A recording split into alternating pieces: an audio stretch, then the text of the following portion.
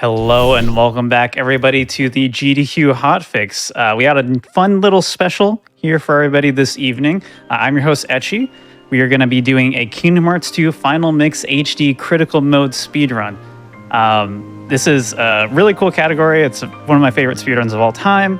And we are being joined by Slickzilla12, aka Slick, who has been a very faithful speedrunner to Kingdom Hearts 2 Critical Mode for a very long time now. I met Slick like 4 years ago, and he was running this category back then too. So he's a big fan of the category. He's also run Kingdom Hearts 1 and 3. That's a good point. So I thought no better person to have on than someone who loves the category as much as I enjoy watching it. So without further ado, I think we just pass off to Slick to intro everybody. Great, yeah, thank you, Etchy. That's a good point. I've been doing Kingdom Hearts 2 and specifically this category for quite a while. It was essentially my first category, and love it to death. Excited to show it off here. But I've also brought a couple of great people with me here. I'll start it off with the guy who's kind of the guru, half the reason I am any good at this game. That is Mr. Big Sid 119. Thank you, Slick. Thanks for having me here. And also got with me a good friend, an avid speedrunner himself, pioneering, some would say, Mr. Geez, Game man, I'm not the person running the game. You don't got to hype me up like that. It's what we do here, But man. yeah, It's what we do. good to be here. And yeah, Well, thanks for having me. Yeah, absolutely. And as this screen starts to black out here, I think we're about ready to get ourselves going, actually. So I'm going to cue it up and give you a countdown here, and we'll get this thing moving. So start in 3, 2, 1, go. Best of luck. Good luck, Slick. Thank you, thank you. Didn't mess up the first cutscene skip, even without having the timer in front of me. Go. That's a big win. You know, I'm glad you mentioned that because I was going to say that it's probably going to be a little bit awkward. For those of you who do not know, the first cutscene, depending on what hardware you're playing on, you can skip the cutscene at pretty much a consistent timing every time. But with Slick not being able to see his timer, he kind of just had to guess when to do that first skip. So right And it went now pretty we well. are playing as Roxas. In a little bit we will play as Sora proper, but until then, right now basically the game is giving us a little bit of a tutorial on how to engage in combat. The thing is, during this tutorial we are manipulating the RNG of AI behavior so that when we encounter our first nobody enemy, this is going to be a Dusk, the action that hopefully we'll end up seeing from it is that it will kind of go upside down and do a bunch of repeated slaps, and that will allow us to death abuse this first encounter. I'm hopeful that's going to happen. So I'm kind of glad Thank that goodness. There we Game go. Man was able to explain that. To kind of explain how it really works, every action the enemy decides to do advances the RNG address. We cannot see it, but due to tools and programs that have been known since the PS2 era, they translated like 1-to-1 for the PS4 version, and we pretty much know ahead of time we can make the enemies do X amount of actions to get X outcome. And so we're pretty much going to be utilizing that. The very first 3 minutes of the game should be very roughly the same every time. So, Right. Right now we're going into mail delivery. We're basically going to be getting some money before our, attempted trip to the beach. The reason we're doing this mini game over any of the others is that this is the fastest that you can complete. You can beat it in under 7 seconds. And the game basically just needs you to complete any one of the 3 games. It doesn't need you to complete all of them or even hit the threshold that, like, within the cutscene it recommends that you do it. You don't get any free AP as a result of it, but it's a speedrun. We're trying to go fast. All right, pretty much so now, each minigame has like their own like little ranking. There's like a 3-tier system, and you just need to get tier 3 for one minigame. So, and as I mentioned earlier about the actions, Slick is going to be doing specific set of combos to make that dusk do 2 actions, and then it's going to be able to give us a good pattern for this next fight. And do you want to explain why Slick picked up the shield game? Yeah, sure.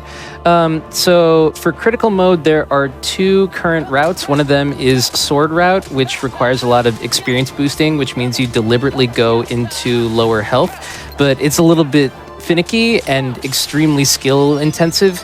But for pretty much most other runners not wanting to risk additional deaths, shield route is really, really solid.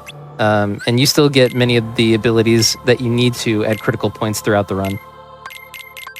I see what you did there. Yeah.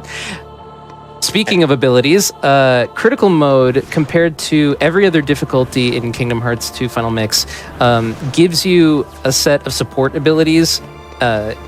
We got aerial recovery for completing that fight against the 3 Dusks earlier, but we will also get things like Finishing Plus, which allows you to do an additional finisher on the end of your combo, Draw, which allows you to suck up HP, MP, and money orbs and drive orbs, basically any orbs that any enemy will drop at a greater distance.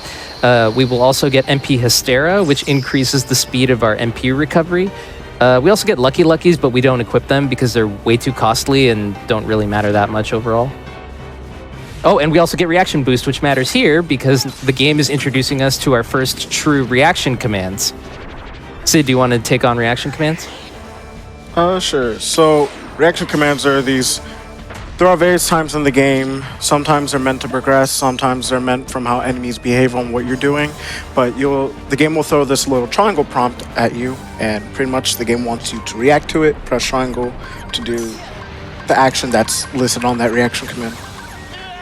And oddly enough, we actually will be ignoring the main reaction command that the fight wants us to be using, because we'll use it a little bit, but eventually we're not going to be using it pretty much as the game really wants us to be abusing the reversal reaction command. But I do want to state that this is the first boss fight in the game, and it's a very difficult fight. It may look simple, but the inputs to do with Roxas are kind of hard. You got to learn how to kind of buffer and time your attacks so that way they don't come out late, and that'll allow you to be able to do the combos. And just like there, we're ignoring the reversal reaction command, at least in the beginning, to kind of just step away and keep our position consistent. Because that is one of the things. That was a really good fight, by the way, Slick. Yeah, that was I pretty want to textbook. quickly state that on the PS4 version, the reversals, they don't, for some reason on 60 FPS, they don't push you as far as they did on 30 FPS. So it kind of doesn't give you consistent positioning all the time to use them. So. All right, and now we're coming up against the best part of the game if you're not on... If you're not on... Yeah. You're not playing beginner mode. If you're on... If just on crit at least. So there are a couple of enemies that we're going to have to fight in this sort of struggle mini-game. And basically the goal is to either get 100 orbs or just have greater orbs than your opponent before the timer runs out.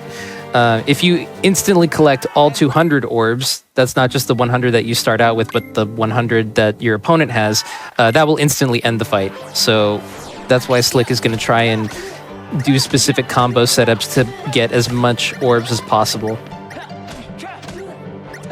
All right, and then he's going to intentionally take a hit here, aerial recovery, and nice. And after these double finishers, he's going to run to pick up every orb, and that's Vivi. Very clean so far, I'm not going to lie. Feeling good. As you should. So, one thing about early game, not for too long, but we don't have the scan ability.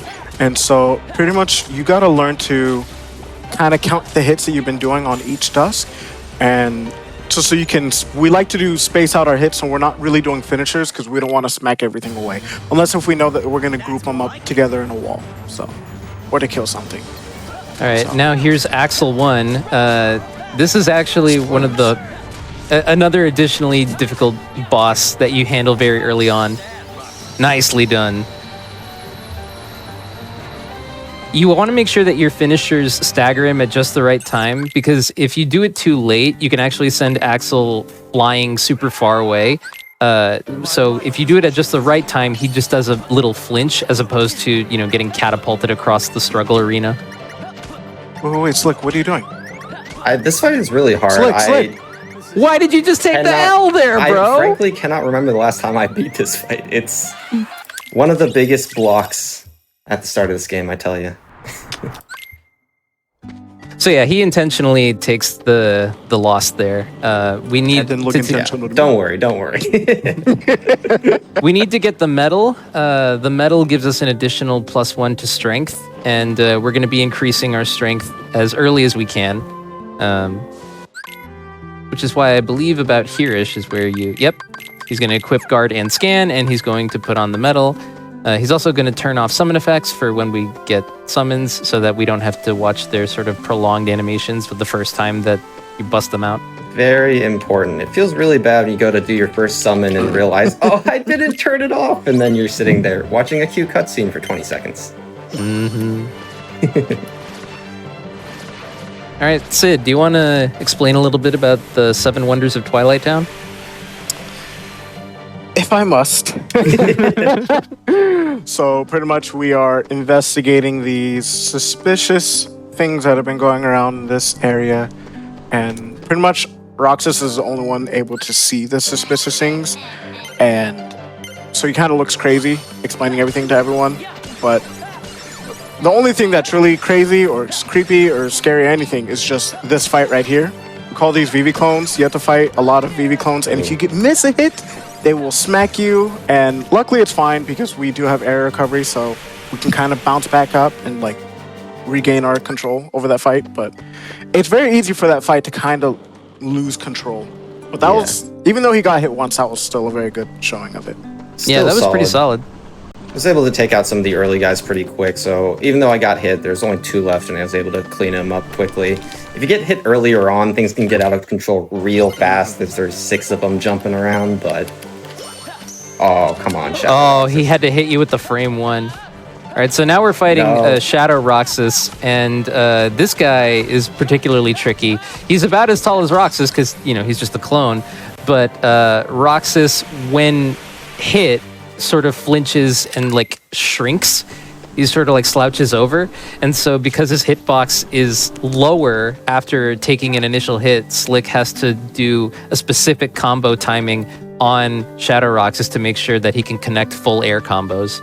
Yeah, air comboing as Roxas is shockingly difficult. It doesn't always look it as you're watching somebody who's been playing this game way too much do it, but there's some very specific timing in general, and then that specific timing can kind of change when you're fighting Shadow Roxas to compensate for that smaller hitbox the game was talking about.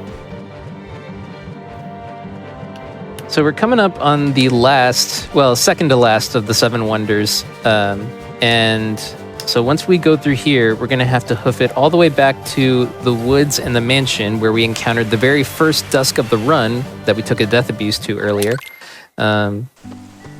So once we get beyond there, it's basically going to be a gauntlet of nobodies, and then we'll resume as Sora proper.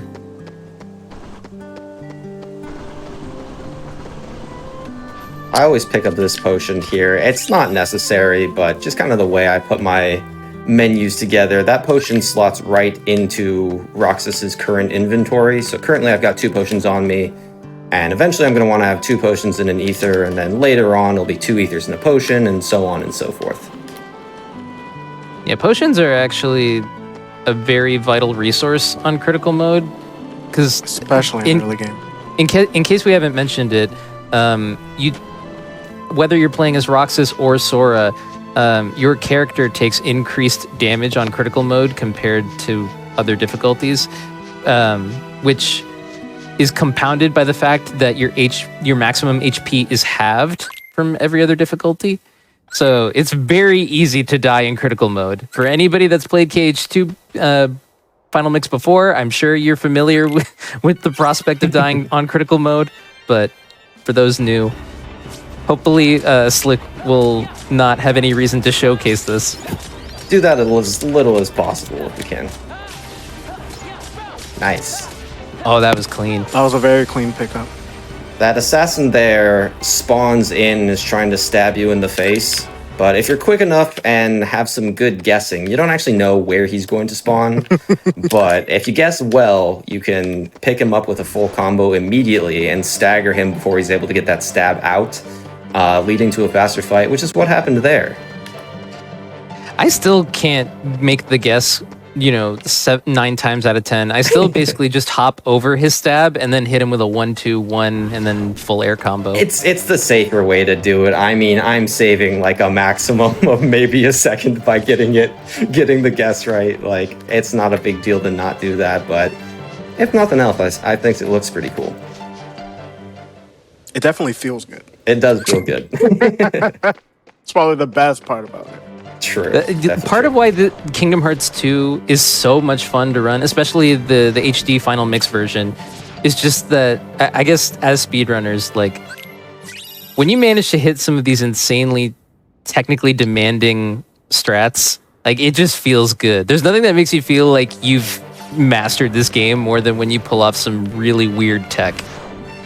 Definitely. And something that's so great about KH2 is just the way it happens to go. A lot of the times, the coolest thing you can do also seems to be the best. And it's remarkable how often that happens in this game and allows for some really cool things that I'll hopefully be able to showcase.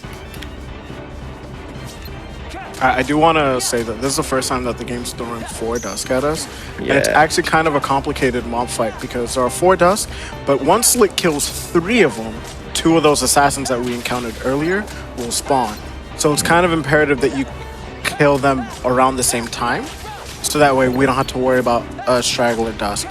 Wow. So what Slick is doing right now is he's actually comboing the other assassin towards the other one so he can catch him as he picks it up. And that was a very That was so good.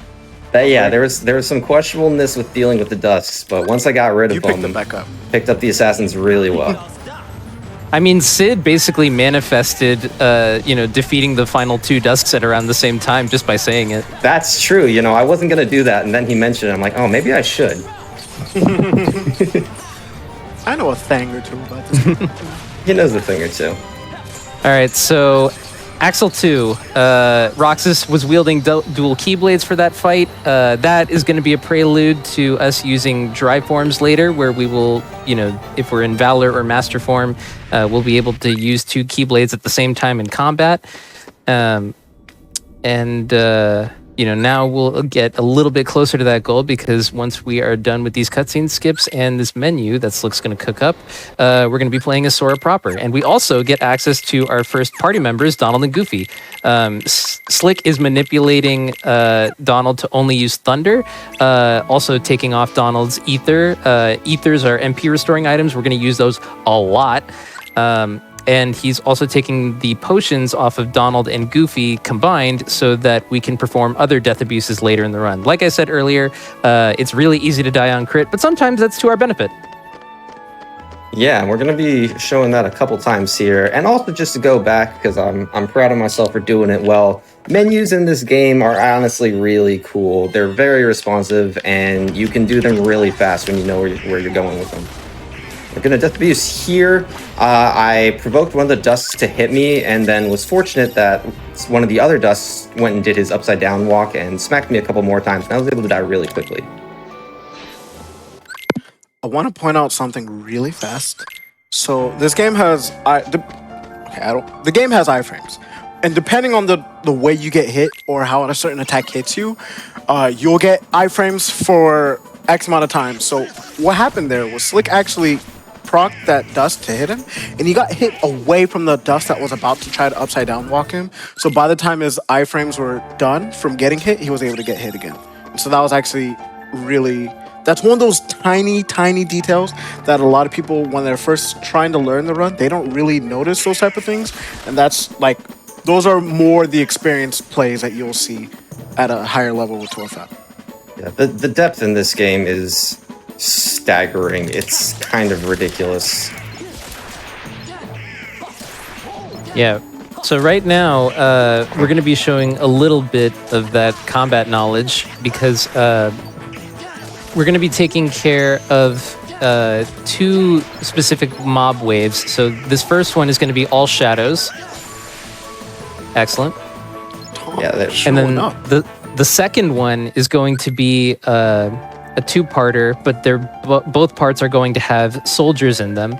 And what Slick is going to try to do is manipulate the soldiers to do their cyclone reaction command so that he can basically just sweep through a group of enemies and one-shot them. And the way that he's going to manipulate them is hit them 3 times. Excellent. All right, so that's the first one out of the way. All right. We're going to try to do it again. Nice. Combo. Fortunately, my friends couldn't help me out killing that last one quickly, but really smooth power. Honestly, as long as they took the heat off of you to make sure that that soldier didn't cyclone straight into you and give you a wallop, I think that they basically, did the minimum that they could. They did enough of a job. I killed that soldier there just for a little bit of extra experience. Something we do care about in this run is experience. There are certain level up thresholds that we want to hit throughout, mainly for strength increases that will help us deal with certain fights quicker. And there's going to be a couple of cases where we do want to grind a little bit in order to make sure we do hit those thresholds. All right, so now that Sora has acquired new drip and his first drive form, we're going to be using it immediately as soon as we touch down in our first New World Hollow Bastion. So we got access to Valor form. Drive forms in this game are basically transformations that can give you unique abilities and moves. In this case, it allows us to wield 2 Keyblades. In order to do so, Goofy has to be alive and in the party so that we can access it. But Valor is, in the early game, such a boon to a bunch of different fights. Yeah, it does more damage. It makes us run faster, so we use it for movement a fair amount. A lot of benefits. Probably the best benefit about it is that you can actually access your finisher whenever you want, and the finisher will break through any enemy attack, pretty much. So, right. Yeah. Yeah, Valor is pretty good in either the ground or the air, but it's got an ability called Over the Horizon, which basically allows you to instantly go from ground to air. And then the ability that Sid was mentioning that allows you to go into your finisher mid-combo is called Omega Finale, and it's so strong. Yeah, but unfortunately we don't have the access to that here, and we're coming up on one of the first kind of notorious fights in the run, and that is Bailey. And kind of because our good Final Fantasy buddy Leon is here is part of the reason this is difficult, but he's actually behaving pretty well right now. Yeah, ideally you want Leon to be hanging out near the gate where he's physically attacking the Dusks so that Sora can get set up for this reaction command, Dual Stance. Slick is going to pick the end, and that should basically do a one-shot wave on nearby enemies. should be a double. Nice. Where? Oh, what happened to him? Oh, he teleported in place. Okay. Where's he going? I don't know, but he's going to die. That's fine. Excellent. All right. Yeah, ideally you want to take care of the creepers as quickly as possible so that you spawn the wave of Dusks. And the reason that you want to have it happen like that is because they're all going to gather to the gate. And if Leon's already at the gate, then he's just going to swipe them all dead. And that's why that fight was ridiculously good. Yeah, you guys happen to catch what the time was I finished that fight at? As I'm oh, I'll tell you. I've got we're zooming I've got a little Twitch bit right up. now. It's going to show up. Don't worry about it, man. Oh, Sid, this would be a good time to talk about the gummies. Oh, dude, that was a 2130. Ooh. Okay. Yeah, that's pretty good. All right, so we are probably in the best part of the run. Yeah. So pretty All much the excitement. between every new world, we had to traverse through the gateways to actually be able to have access to the world. And for the most part in the run, these are nice little breathers. Some are bathroom breaks. They kind of take the stress off of having a good or really bad Bailey, depending on the run. It's kind of like a nice little mental break or refresher. And the one thing to note about the gummies is, yes, they're kind of auto-scrollers, but we really want to not shoot that much because killing certain gummy enemies will give us certain treasures, and those certain treasures will give us extra pop-ups, and we want to avoid that. So, or extra blueprints. It's a bit of the only piece of tech as far as these gummy missions go. Like, of course, we don't want to die to them. That's the worst thing. But there's no way to speed it up. But as Sid was mentioning, there is a way to slow it down with extra pop-ups at the end. So that's why I'm just kind of sitting around and avoiding things here. Y'all, I'm reading chat and somebody mentioned, ask any KH runner what the most annoying enemies are across any of the KH games, and they're almost guaranteed to say shadows or other things that hide in the floor.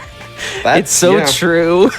The most basic thing, and yet they are very annoying to deal with. That comment is so appropriate because the first world we're going to is the Land of Dragons, and we are going to be fighting a lot of shadows. There's quite a few of them in this world. That's true. You know, Slick, since you're the mastermind playing, and now you have a time because you're not having to focus on fights, you got a nice little spell earlier, and I don't know if you want to talk about how you want to be utilizing the difference between Fire and Blizzard in this game. Yeah, so unlike in some of the other games, KH2 decided to differentiate the way that Fire and Blizzard works. Fire is an area of effect spell. It appears around us, whereas Blizzard's just your standard kind of gunshot spell.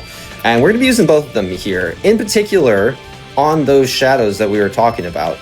That's kind of the perfect thing that we can use that AoE fire for. Those shadows like to be underground and they like to gather around us, so we're going to use fire to try to hit all of them at the same time and catch some of them when they try to go underground or when they come right out of it as well. Yeah, fire is active for so many frames that you'll usually pick up a shadow if it's coming out of the 2D mode on the ground. Exactly. And LOD, although our first Disney World here, KH2 early game is very notorious, and this is by no means a pushover world. Mission 2. So I know Dan talked about this, our game man of color.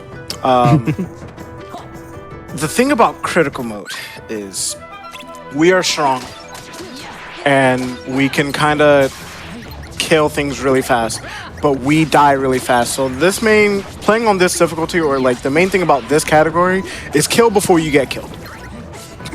Yeah. What's the saying go? The best defense is a good offense? Kind of applies.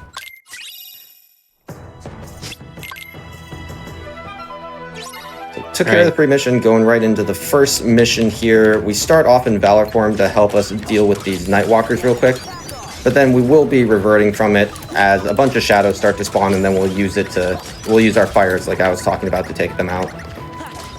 There's a couple of minor goals that you want to get as you're going through this mission. One of them, which almost always happens, is that Slick managed to level up Valor to level 2. When you level up drive forms in this game, the next time that you use that form, the gauge will extend by 1 whole point. So that will definitely come into play as we go through the mountain climb section of Land of Dragons. And in general, just having forms out longer allows us to ensure that we'll have time to get the necessary damage that we need. It is important to note a couple things. Every drive form levels up differently. Valor form levels up by getting hits.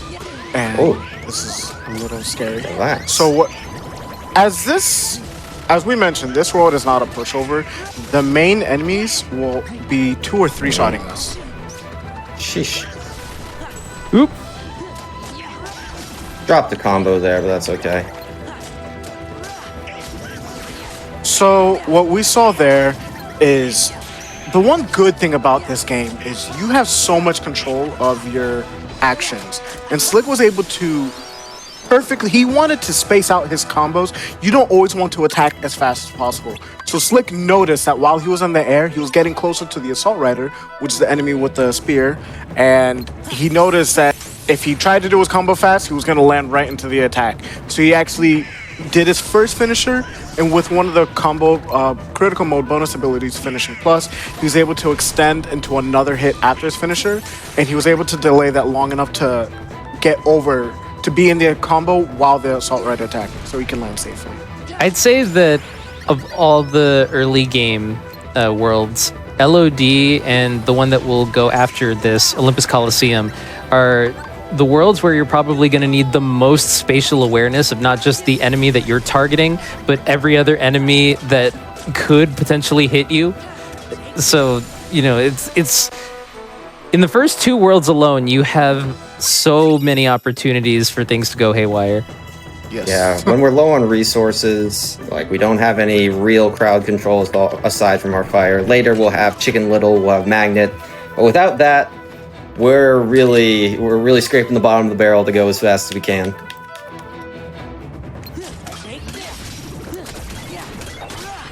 Nice. All right. Had to knock Hopefully that wire Ping away. takes care of that rogue soldier. Not a chance. Ping is not about that life. So I want to mention something else, just because we have a little bit of time right now. But one of the main things to know about mountain climb, and again, some of these things might look so simple, but they're kind of difficult on the input. So on the very beginning, Slick actually canceled his combo early. So he did that ability that Game Man talked about, Over the Horizon. But because he had such a short combo, what makes that opening hard is he had to target swap to the furthest enemy, so that way he could try to get a clean line and hit all the enemies. So that way he could actually get through the RC while everything is stunned or dead. And to kind of target swap, it's a little awkward. You need to already be locked on. You need to hold R2 and then flick the right analog stick to where you want to target. So in between, while Slick just kind of pressing square and square, he had to fit in an R2 and flicking the analog stick while managing square to aim the combo correctly. There's a lot of technical things about this game that kind of go unnoticed when you're watching a speedrun. It might look so simple, but there's a lot of difficult things going on. And even how Slick, I know I was talking over it, but during this fight, Slick is doing these combos to know when to kill the assault riders and to catch all the shadows of fire that we mentioned earlier. And that was just a clean fight. Yeah, there's very specific timing in there. I have to be aware of way too many shadows who were trying to beat me up and actually put me to within one hit from death. And also dealing with those two assault riders there is also not the easiest thing. You got to stagger them with finishers. And most importantly, when I was finishing off the first one, I actually turned my camera over to look at the second one, because I know at that point he's going to try to attack me. And I got to be aware of when that's going to happen so I can avoid it and then go and take him out myself.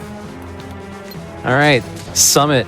We're going to be doing basically as much experience grinding as we can, just killing as many enemies on screen as we can muster.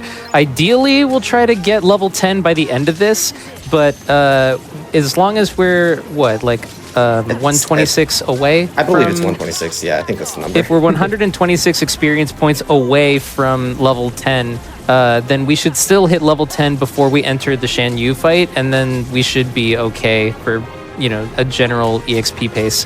You're getting a lot of these speed trap reaction commands. It's kind of awesome. The rapid thrusters are being decently nice with this, and I want to see more of them happen when I'm really in the middle. I've got all these bolt towers around. They're going to give me the most experience. Like that. And yeah, just like that. That guy picked me up, but not a problem. This is also good. That's very good.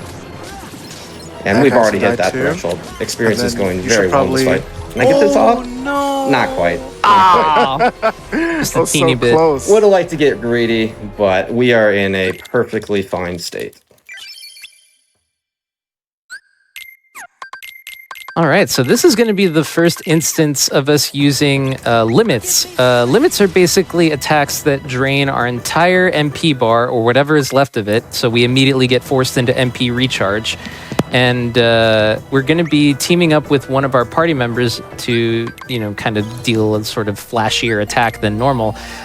We're going to be utilizing Mulan's limit. It's going to show up in the menu as Red Rocket.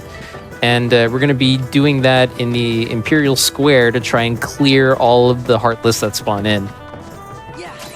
And it's unfortunately kind of random whether or not it decides to kill everything. It's not a big deal if it doesn't. It's just slow, and we don't like being slow.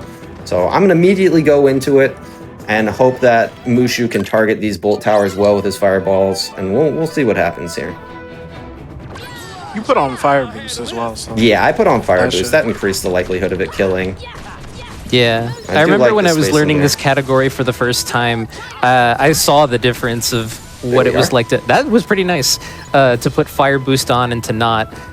If you don't put on fire boost, it's not guaranteed that you will defeat those night walkers with every The first burst attack leading up to the finisher. All right, so this is a difficult fight, but it's also a very fast fight. I'll try to explain it the best I can. The very beginning, Slick's gonna he's gonna run up to Shan Yu and attack to parry him. He's gonna get an RC kill, or when he does the RC to swing at Shan Yu, he should hopefully take out one or two of the Nightwalkers. And then he's just gonna be able to pretty much combo Shan Yu and make him power up to get to the second phase. He's gonna attack the bird to stop it from attacking him, and then he's pretty much gonna do the same thing, and then the fight will be over. Yeah. Slick equipped combo boost, which is the reason why the damage in Valor, which is already increased from base Sora, is able to clean that fight up as soon as you end the second reaction command in phase 2. Yeah, it makes your ground finishers even better.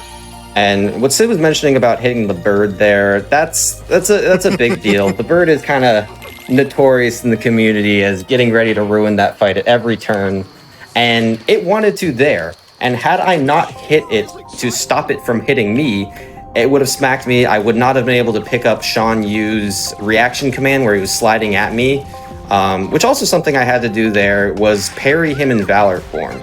Valor form does not have a guard, so our only option to quote-unquote guard is to try to time our hit to match at the same time with Shan Yu's hit in order to activate that reaction command. And although it is difficult, it is honestly not the smallest window in the world, so getting that parry is not the most difficult thing in the world, but it is important that we get it to end that fight quickly and have a smooth one there, which that definitely was. Yeah, I'll definitely tell you that a couple of things have gone weird for me in that fight. Particularly, like if I end up being way too close to Shan Yu, because Shan Yu, if he's far enough away from you, will do the slide, but at close range, he'll do sort of like an AoE, sort of like sweep up and then spiral into the air. So you have to be mindful of your positioning, the timing. Even if you do it well, sometimes it can just get really funky. Instead of parrying it and then getting the reaction command, you sort of parry it and you have the iframes from the parry, but the RC doesn't trigger. So there's a lot of things that can go weird in that fight. So the fact that Slick went through it, making it look like it was textbook, is not trivial at all. So I kind of do want to say something. So Slick, I'm sorry to say, but you messed up, right? Oh no, what did I do? What did I do? You had a good Bailey, and you had a good LD. Bro? I'm screwed for OC, aren't I? You have to give up one. You're not allowed to get all three. I should have let it been Bailey. That was a huge mistake. You're right. Like, Hades is gonna be so angry with me when we get there. Oh God. It's gonna get real messy real quick. Yes, everybody in chat, I guess you're seeing now the superstitions that we have as runners have built up over the years. This game has some equilibrium to it, for good and for bad. Sometimes you have a bad start to the game, but you're like, you know what? I'm gonna make it up in Bailey, and hey, that happens. But sometimes you have everything go right in the beginning, and you're like, it's gonna punish me for this, isn't it? It's gonna give me some terrible RNG, and I'm gonna be in trouble. But we'll hope that I doesn't believe. happen. I believe in the early game sweep. I think we can handle anything that's put in front of us I think you can too. eventually. Listen, if there's And anything that eventually we've is now. learned, if there's anything that we've learned from playing this game, is that every problem, is never insurmountable as long as you have the power of friendship. You've got Of us on course. hand. That's true. How can I fail? See, you can't fail with me here. That's true. I'll never Not hear with the the end big of it. Sid, big tech. I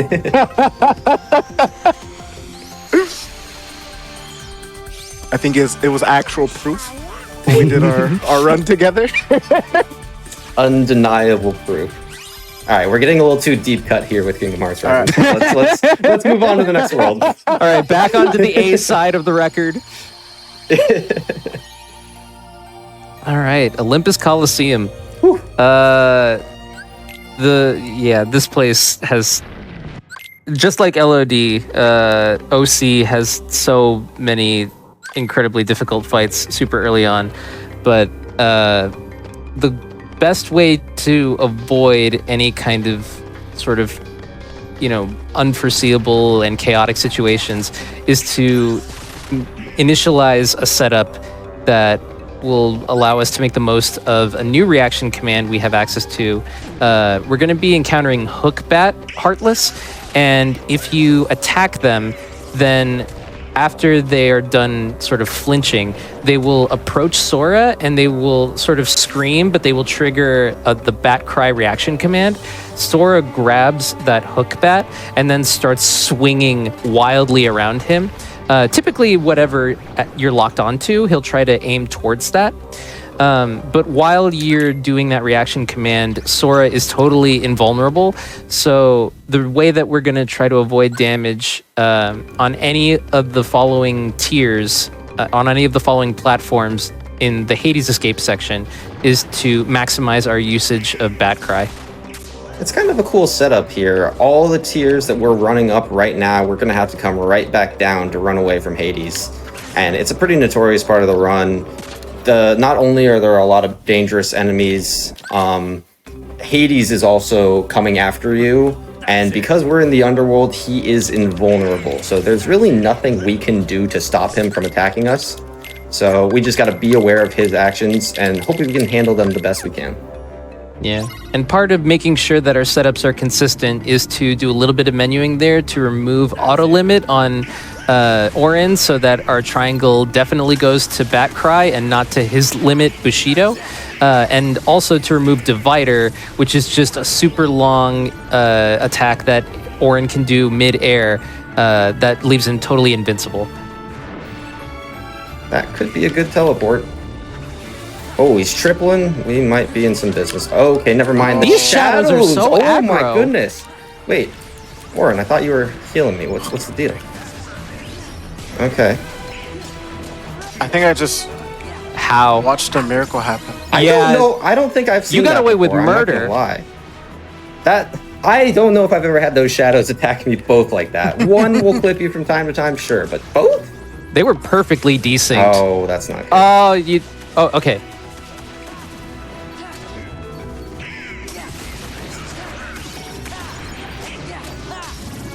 All right. So Square hopefully up. we're not going to see it, but... Oh, okay, we kind of saw it right there. I was going to mention it right now.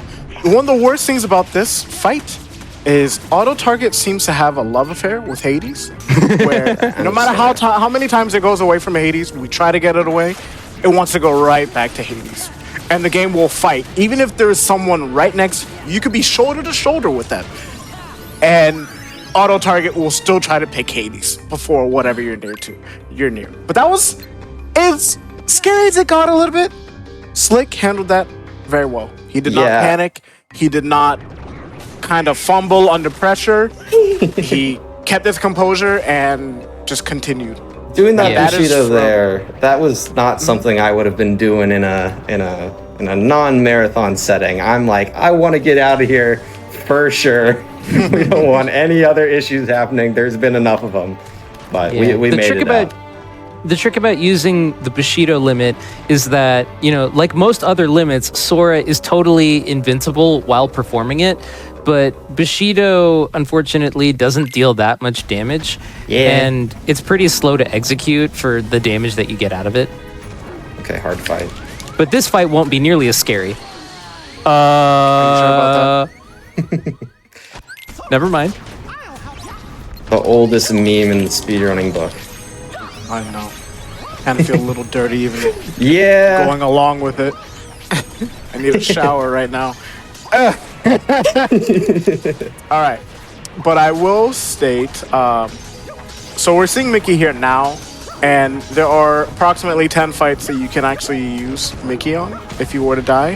However, the very first time that you actually do die in one of those fights where Mickey can appear, you have a 100% chance of getting Mickey. So we know that as long as we have not died previously, at least to Sean Yu, then we know that if we die to Cerberus, we're going to 100% get Mickey. Let's go. Which allows us to do the fight much faster than what we could do with Sora. Yeah, Mickey's Pearl damage is ridiculously high, given that Mickey is kind of scaling to the battle level of the world. Yeah, and the Cerberus fight without using Mickey is a bit of a chore. In other difficulty modes, we do have to fight it. But in critical, as you saw, you die in 2 hits, and he's snapping and clawing at you constantly. It's something we'd prefer to handle with Mickey, and fortunately we're able to do that. And can move on to the Land of Light here. Out of the underworld for just a little bit. I want to say something really fast, and I hope it's not a jinx. But Oh no. something we've been kind of going without mentioning, as Slick's cutscene skips have been very good. In this game, they're not as easy as it looks. Like, there is skill involved in cutscene skipping. And Okay, come on, Yeah, I don't just mess wanna up now, point don't that. mess up now, don't mess up now. Hands Alright, in we the got it. air. Let's go. oh my gosh. Son of a gun. So yeah, I guess to elaborate a little bit on what Slick was talking, what Sid was talking about. Sorry, during cutscenes where characters are talking exclusively through text boxes, most of the time you can skip them as soon as you see the scene about to fade in. Characters where, cutscenes where characters are speaking with their fully voiced actors, that you can't skip most of the time until the scene fully fades in. Yeah, there's a timing to each and every one. Okay, and I messed one up. But And Herc the Jerk. and Herc was standing in my way. Yeah, we basically have memorized when to skip every single one of these cutscenes, knowing like, okay, that one that's a text box cutscene. I can skip it immediately. But moving on right there, I just picked up power boost. As we said, strength very important. I'm going to use it now. So it is also important to note that we actually will be skipping practically every chest in this game during the run. Yeah, get very Certain good. categories and difficulties do require some chest, but for this category, we don't really need to pick up anything. Maybe besides a couple potions at the start and a few little safety ethers if necessary. But for the most part, we just pick up that power boost and we're pretty much cruising for the rest Yeah, of the I run. think the next chest we're gonna pick up is going to be just the synth item that we need so that the Moogle will hand us an elixir. And that's pretty much gonna be it for a while, right? Yeah, just that and Stitch. And I'm realizing, yeah, I guess that's like it. Crazy. All So right. coming up against one of the scariest fights in the game.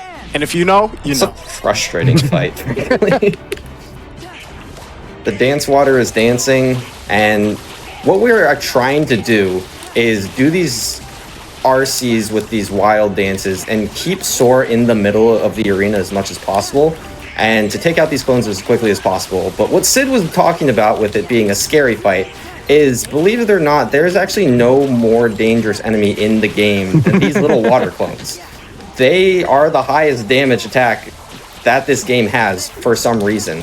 When they're sitting there in their guitar form, if they are able to get their attack off, they will kill you instantly. It's kind of insane. 42 seconds, that's average. They can only attack you when they're in their music note form, but Yeah. if they're left idle for long enough, they will start kind of swiping from back and forth.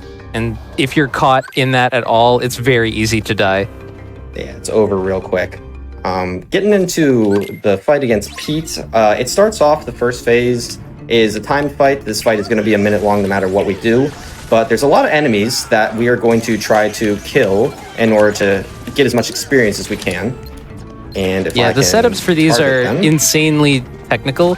So in the first wave where it's just the hook bats, you want to take all of them out, and then you want to push Pete to retaliate on the ground. And that way he'll summon these soldiers. if the soldiers are near Meg when they're hit with the setup to proc their cyclone reaction command, then you can try to go for this setup.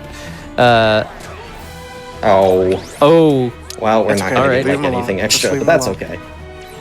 There's a way to get extra bats in this fight for more experience very quickly, but it's super precise and in some ways kind of lucky occasionally. We'll still get a few extra, but not in the way I was hoping to get it. Oh, nice parry, Goofy. Yeah, the ideal setup is that you take care of 2 of the soldiers and then push Pete to retaliate and then defeat the last soldier in the middle of Pete's retaliation. It's super difficult, especially because you're counting on your party member. Right, there's like too much to explain in the short little amount of time. But that opening that Slick just got there was actually probably one of the scariest ones to react to. So Pete can kind of do about 3 different openings. And the one that Slick got, Pete will bubble after you pop you go into limit for or Valor form. And at that moment, the best option you could do is to immediately swing at his bubble to knock Pete away. So that way you can actually have him end his animation faster than letting your party members hit him later, and then you can actually transfer that back cry to still hit him. And right now we got our first limit that we can use mainly, and this is Trinity limit. And there are 2 different versions of it. You have a group version where you actually are using it with Donald and Goofy in your party, and a solo Trinity where you are just Sora without either Sora solo or without Donald and Goofy. And the group Trinity is pretty much used to rack up a lot of hits, and then we store all in one big major attack. And with Hydra having multiple heads, we can utilize this to our advantage to rack up a lot of hits.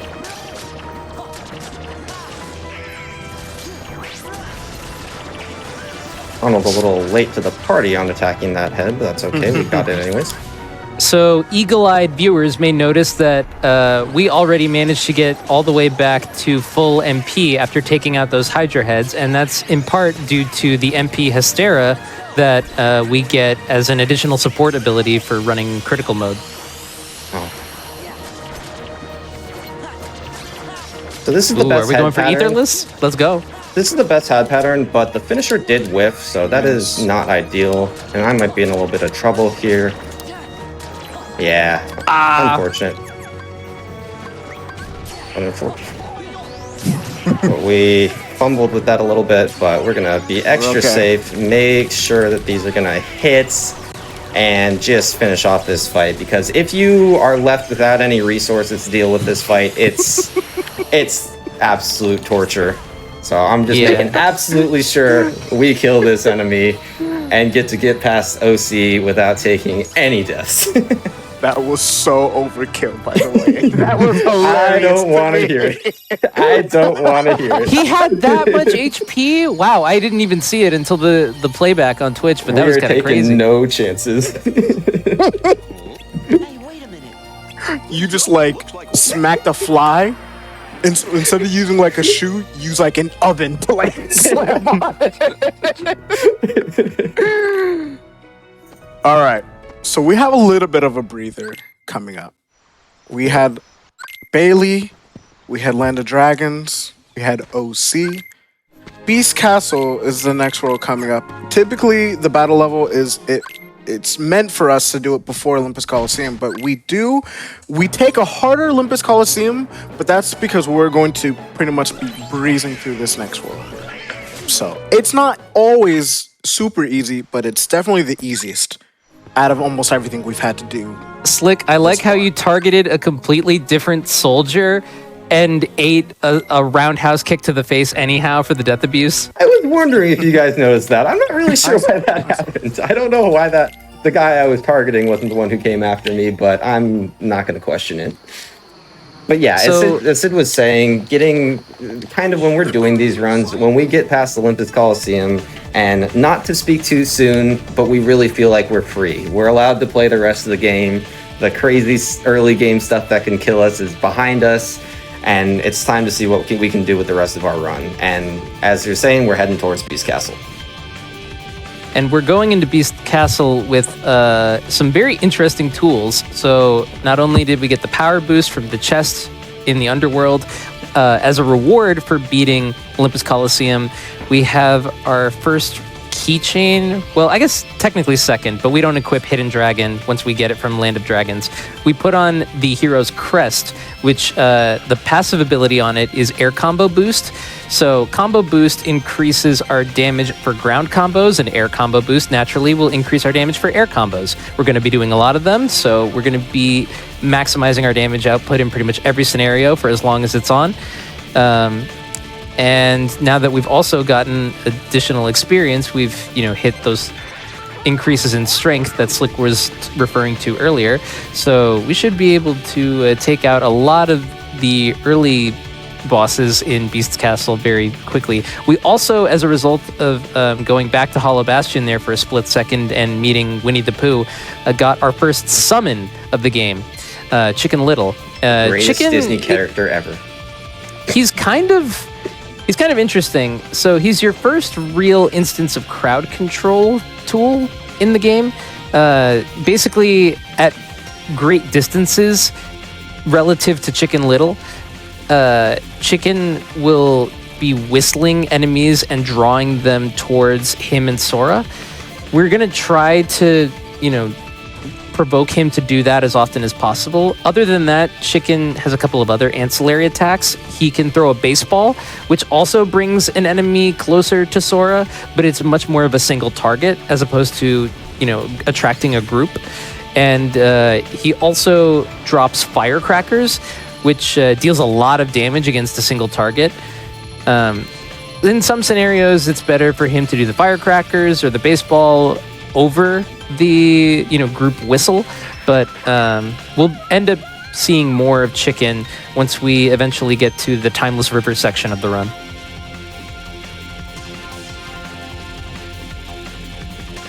Yeah, and as we were saying earlier, Beast Castle is a breeze. There's 3 to 4 boss fights depending on what you want to consider a boss fight. And that's it. We're going to be done with this in like less than 5 minutes. A couple of silly mini games, but we'll be powering through it. And probably hitting our first hour mark here. Yeah, so we'll likely be keying up for a break as soon as we're done cleaning up this world. Mm-hmm. But we're going to start this fight. Another fight, much like you've seen before, where you can just die to progress, but you can also get a bunch of hits to progress, and that's what we're going to do here, using the Trinity limit that we saw earlier. I'm just immediately going to go to that, use Ultima, it's going to knock these shadows around. Sora's going to start to use the finisher, and then the fight's just going to finish. Very quick. Also, taking my first shopping trip here. You want to talk about that? Sid, you want to handle this one? All right. So what we saw, we pretty much a lot of this run, the speed run, is involved in a lot of strength. So any moment that we can really kind of give us more strength, we do. So pretty much that little item that we bought was called the Sardonyx ring, and we actually will be getting an accessory slot upgrade where we can actually equip more than one accessory soon. And pretty much that one extra strength is really just going to be giving us a little, that little nudge to make our damage just much better. Okay, I see Slick is actually doing the best tech in the game. I didn't want to mention it, but getting clipped by the little ledge that the candle is hanging on. Trying to put out the fire, couldn't do it. You can't actually put those fires out. So we're going to be fighting our first true boss of the world, the Thresholder and the Possessor. And this is actually going to be our first instance of Chicken, because there are going to be gargoyle enemies on either side, and we don't really want to deal with them at all. We want to focus our attacks on the Thresholder. So what we're going to do here is going to let Chicken do most of the work. You didn't see me do a ground combo there. Yeah, So- nobody saw that, just all of Twitch. there's a lot of, this game is really fun, but it's so finicky that if you kind of do one wrong input, it can kind of fall apart really fast. And because Slick accidentally did a ground combo, the Chicken Little didn't correspond to how we wanted him to respond to Sora attacking. So he actually didn't fully stun the gargoyles, and they could have gotten a 2-piece. They could have gotten a little feisty there. Fortunately, if there's a fight where I'm going to make a mistake like that, this is probably one of the safer ones to do it, or at least one of the less punishing ones for something like that to happen. Yeah, the good news is that Chicken was doing firecrackers on the thresholder when you were getting hit, so it's not like the damage was ever stopping. Yeah, I wasn't missing out on much, fortunately. Now we have silly little mini game where we gotta guide Lumiere and Mrs. Potts to take care of these evil lanterns. One thing that Twitch viewers may notice is that Chicken is no longer with us and we have full drive.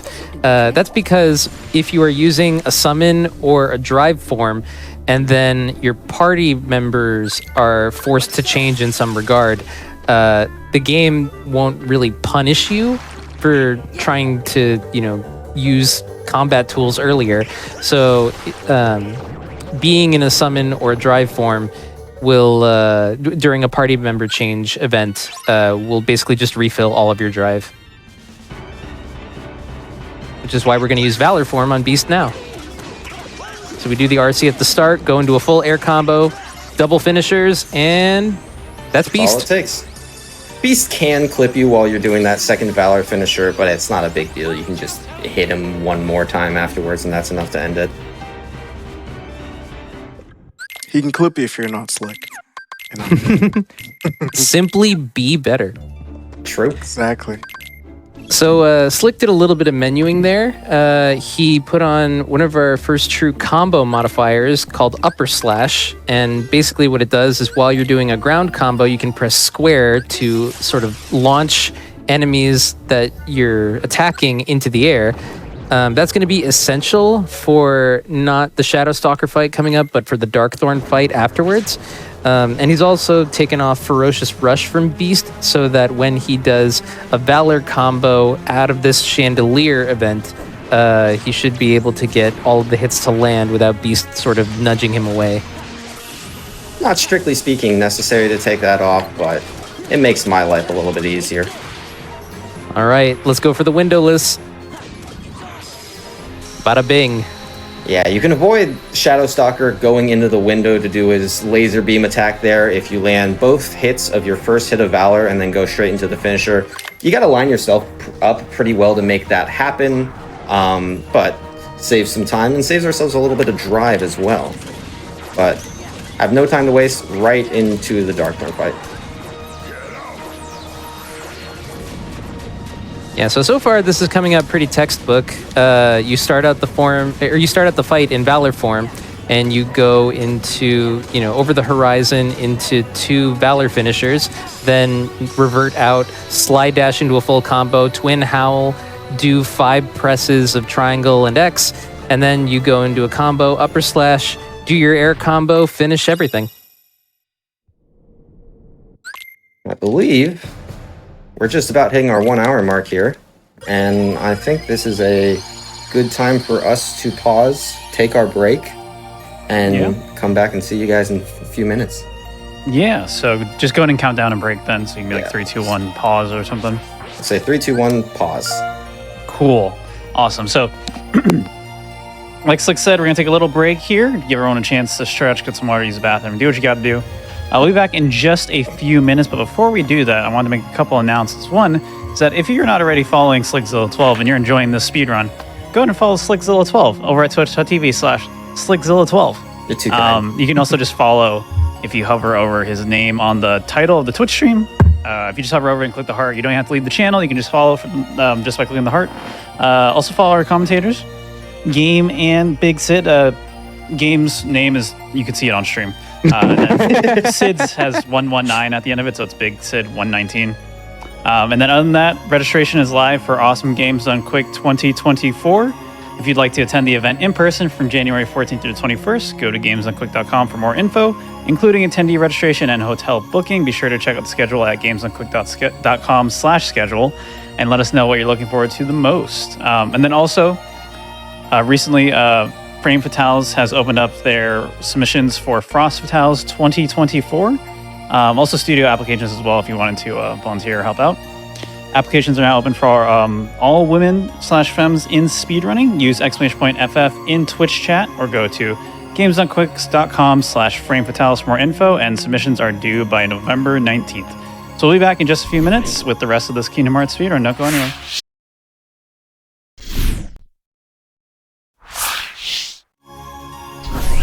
Hello and welcome back, everybody, to the GDQ Hotfix. We're in the middle of this Kingdom Hearts 2 Final Mix HD Critical Mode speedrun by Slickzilla12. I think we just go back into it. Slick, what do you think? Yeah, that sounds good to me. Well, let's start it. Cool. In Go ahead and count us in. Yeah. Yeah, 3, 2, 1, go. All right, immediately heading into Disney Castle, there's really only two things we got to do here, and that is escorting Minnie twice. The first one is going to be a pretty funny thing that we try to do, which some of you guys might have seen before, is we actually, instead of using the reaction command to call Minnie and have us follow her, we're going to try our best to push her. And I'm not going to sugarcoat it. This is genuinely one of the hardest strats in the entire run, but we'll do our best to do it here. See how it it's goes. one thing to push Minnie, and it's another thing to push Minnie and make sure that you don't get hit, because there are 3 sort of zones that enemies will gather. So that shadow group is sort of the first wave. Here's the second one with the minute bombs and other shadows. There's another one with, other minute bombs. And then the last one coming up here is going to be a bolt tower. It's not really a wave right here, but he is kind of annoying to have right at the end. Yeah, you're going to see Minnie walk like 2 inches and then, yep, there's the finish. Not ideal. The very first shadows in the beginning hit Minnie, which is random, and put me in a bit of a improv zone, and didn't handle it perfectly, but we're through. We never like a 4th and 1. No, we do not. So earlier, the level threshold that we wanted to hit at the end of Land of Dragons was making sure that we got to level 10 before fighting Shan Yu. And here, we're going to make sure that we are a certain amount of EXP away from reaching level 14, is it? 13. 13. So yeah, Gotcha. we just hit at level 12, and now we want to make sure, I believe the number is 529? 528? It's 6, I think. It's somewhere around there, but we are... Yeah, so we're using Minnie's reaction command, which is super powerful to kill these bolt towers, and we've actually already hit the threshold here, so nothing to worry about there. But we still got to knock them out of the way so we can escort Minnie to safety. And hopefully with this, she'll make it there. Atta girl. And that's just about the end of Disney Castle. That's actually also that accessory slot bonus that I mentioned earlier. Mm-hmm. Which I'll be equipping very soon. Quick trick to Hollow Bastion. We get teleported back to Disney Castle and head into our next world, which is Timeless River.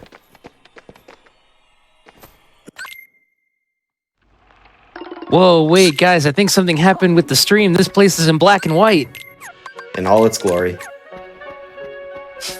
So I just threw on that sardonyx ring, like we were saying before, and it's sometimes hard to tell if we're with the 2 Keyblades. I'm actually in Valor form now. We're going to be able to knock around poor past Pete real quickly. Ah, I even got the level Wow, up. you got the level up. That was early. But I'll take that. Getting that level up is not the most important thing in the world. It just allows us to do a little bit faster movements a little later on in this world. But we got this Windows segment coming up, which is kind of Chicken Little Central. We'll be seeing him for 3 of these 4 windows. There he is. And he's going to whistle all these enemies in, and I'm going to do my best to take them out at about the same time. I had to do a little bit of extra clean up there. It's kind of awkward, but shouldn't be a problem. RC's to kill. The double. So you might have noticed that Slick did a little fire there. That was to maintain his height so that he could land both of those air/reaction commands against the final wave of hammer frames that showed up in that first window.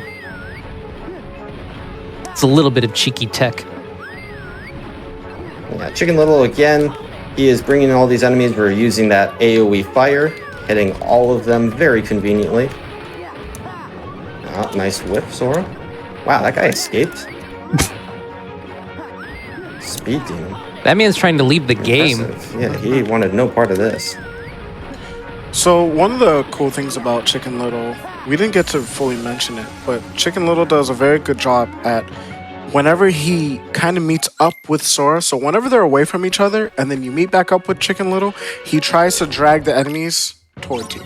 So we kind of utilize knocking enemies away and then kind of having Chicken or going towards Chicken, so that way he drags them right back to us. And that's kind of the main thing that we are utilizing on these windows, because we're not really strong enough to always kill everything in like one session. So we kind of like get our damage, knock them away, and then have Chicken bring them back to us.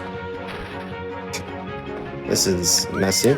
And typically there needs to be roughly 3 enemies, 2 or 3 enemies. If there's a single target, Chicken will not try to whistle. He'll more than likely try to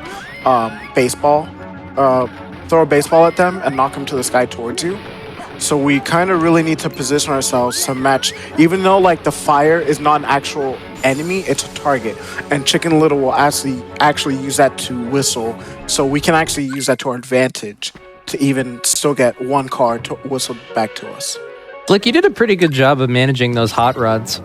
Yeah, if you've played this game before, you know that the hot rods are one of the most annoying enemies around. And Chicken Little makes kind of short work of them. He keeps them all in place for us to deal with. And yeah, able to take him out pretty quickly. I'm going to do this Trinity Limit into the wall here. We actually don't want it to get a lot of hits this time, because that finisher is actually enough to kill all those rapid thrusters immediately, so no reason to extend the combo at all. That cleans up windows. We're going to head into Valor Form for a little faster movement and a little more damage as we're fighting Boat Pete here. Yeah, the fact that we And you hit hit level level 14, yeah, True, level true. 14, hitting it in the final window actually makes a surprising bit of difference, because now by the end of these 3 reaction commands, Pete will be knocked over. If you are still level 13, he'll have the tiniest bit of HP left over. And not even just that, breaking Yeah, I do this. so much Yeah, less this damage takes here. longer if you're still level 13. You're also going to see me pause buffer a little bit here. This reaction command can come up at very unfortunate times, and if it comes up at a very specific time, right when you decide to use your finisher, it's going to throw you off and there's nothing you can do about it. So we pause buffer there just to gives ourselves a little bit of extra reaction time to make sure we don't fall off. Pete proper. I'm gonna double check something by the time that you're done with this. Okay, yeah, I'll mention it to you when we're out of the world. All right, so now we're going for the, a repeat fight. And so what we're doing here is using Trinity, using Ultima on all of the nearby fire targets so that the finisher racks up big damage against, present Pete, so we immediately push into the next phase.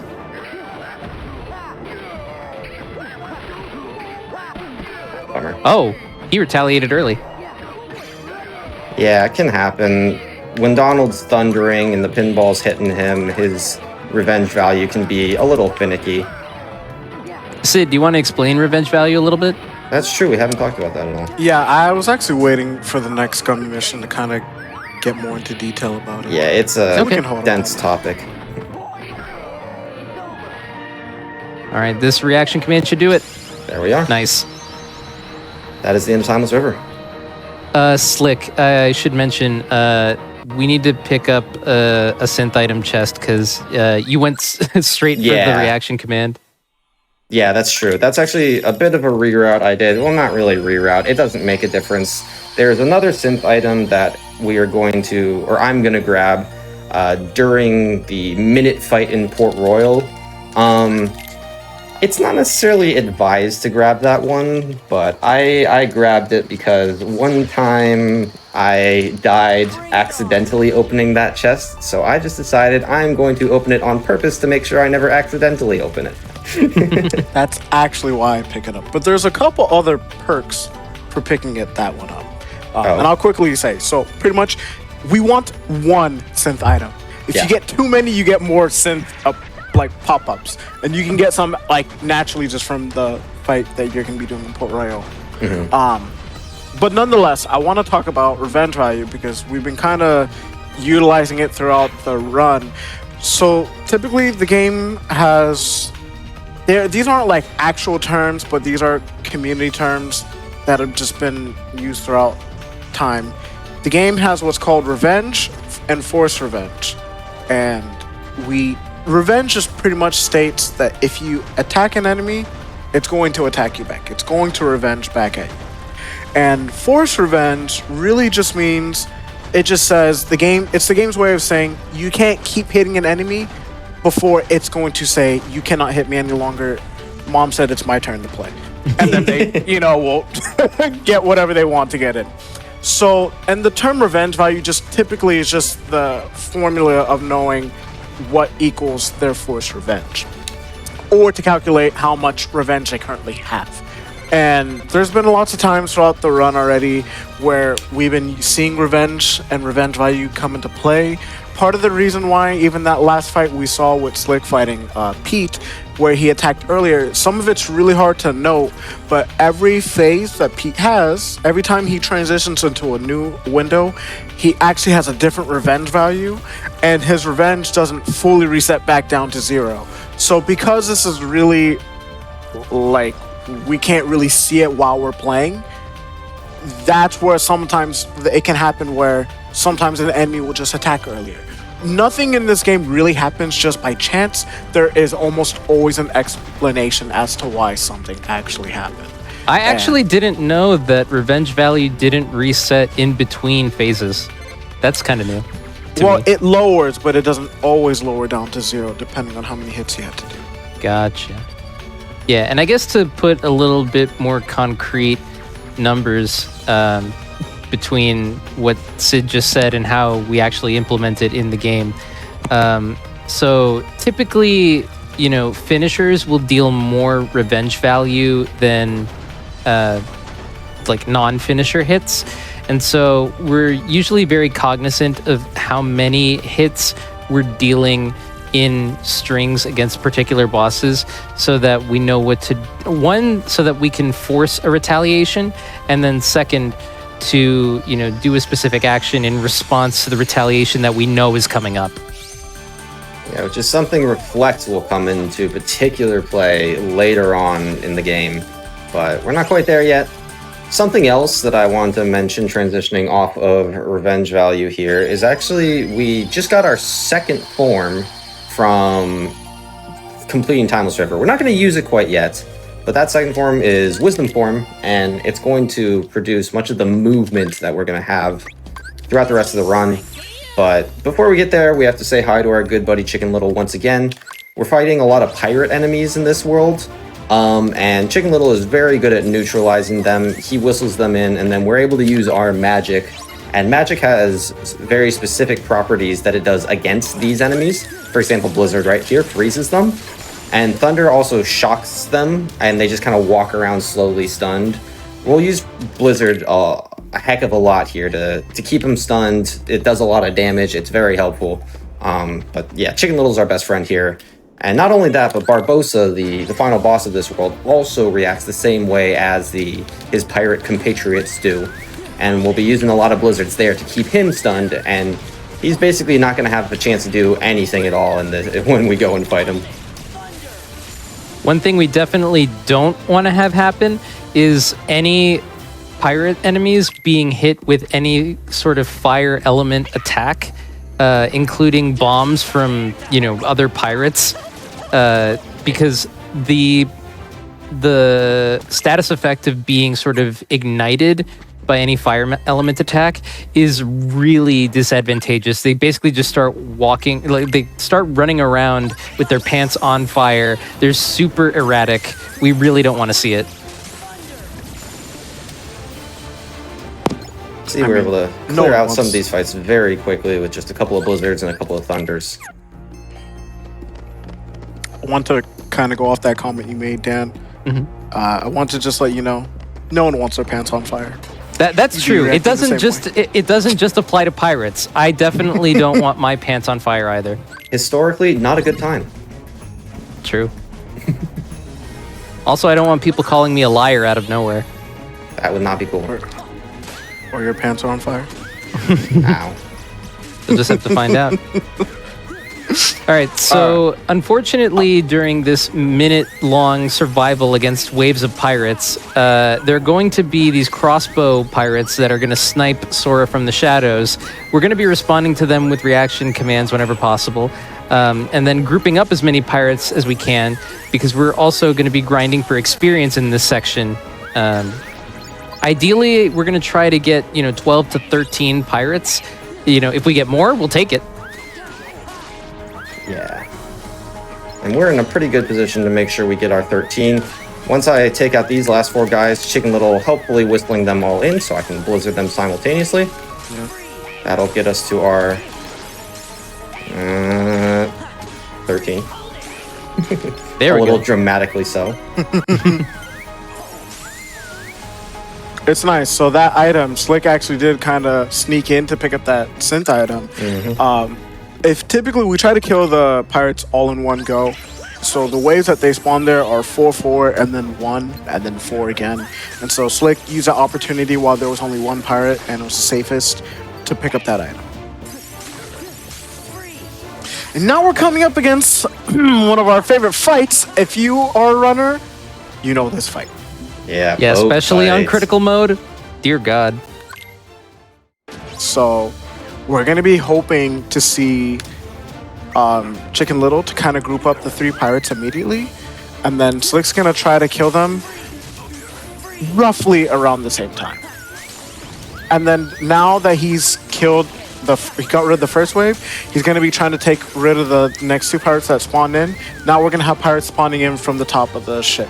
And at this point, Slick's going to try to position himself to get them grouped up together, and then he's going to smack him away. Chicken Little will whistle, and then he can start to get rid of these pirates. Once he does this, there are now 2 more pirates that spawn at the bottom. He's going to be utilizing Chicken Little's whistle effect to bring them together, and he's going to then kill these next 2 pirates. And now that he got rid of them, there are these last 2 pirates at the top, and he's able to kind of just make easy work of them. I liked that cheeky reflect you threw in there. Yeah, that was clean. I see you, Kofu. Shout outs to Japanese runner Kofu46. That's him original. All right, so now we're doing the barrels minigame. This is pretty simple. You basically just have to knock 5 barrels off of the ship before they explode. And what causes them to explode? Well, if any of the Heartless decide to, punch the gunpowder into the flame. But that was about as textbook as it gets. So we don't ever have to worry about that.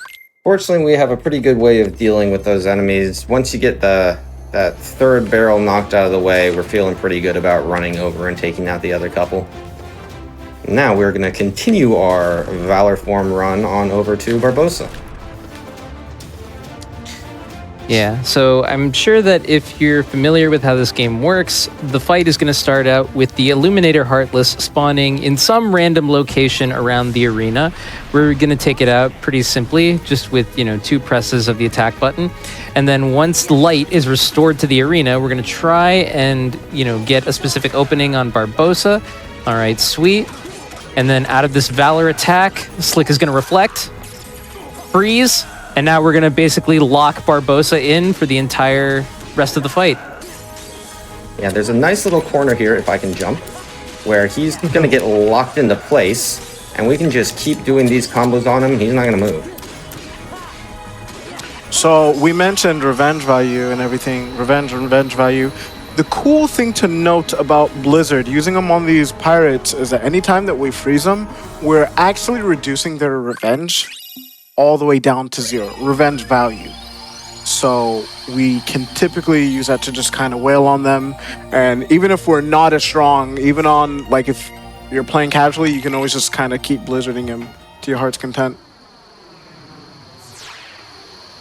Yeah, one of the rare Right. cases where we actually get to manipulate revenge value and not because of the enemy retaliating. We can just keep wailing on them there with pretty much no regard as long as we keep the blizzards flowing.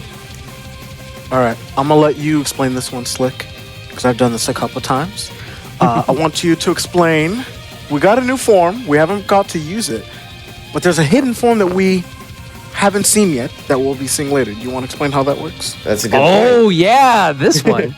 It's kind of funny because you kind of forget that it matters in the run because we've routed it so well, but if you played the game, you realize if you use forms too many times, the game will punish you for it and make you go into anti-form. We don't want to see anti-form except for a very few specific cases. So we have our usage of our drives forms very specifically routed so that we make sure we never give ourselves a chance to use it or to see anti-form. Basically, once you use forms, I believe the number is 5 times, then you have a % chance of getting anti-form. But there are certain cases where that number does not go up and also where that number gets reset. The first being when you get a new form. So we acquired Wisdom form earlier, and that set our counter back down to 0. We used Valor forms a couple of times in, or it's just the one time in Port Royal, and we're gonna see Wisdom form a few times in Agrabah. Because we want to level up Wisdom form, it gives us the ability Quick Run, and that's going to increase our movement speed and allow us to, well, move around faster. But we're also going to be very sure that we don't use the forms too many times to make sure we don't get that anti-form.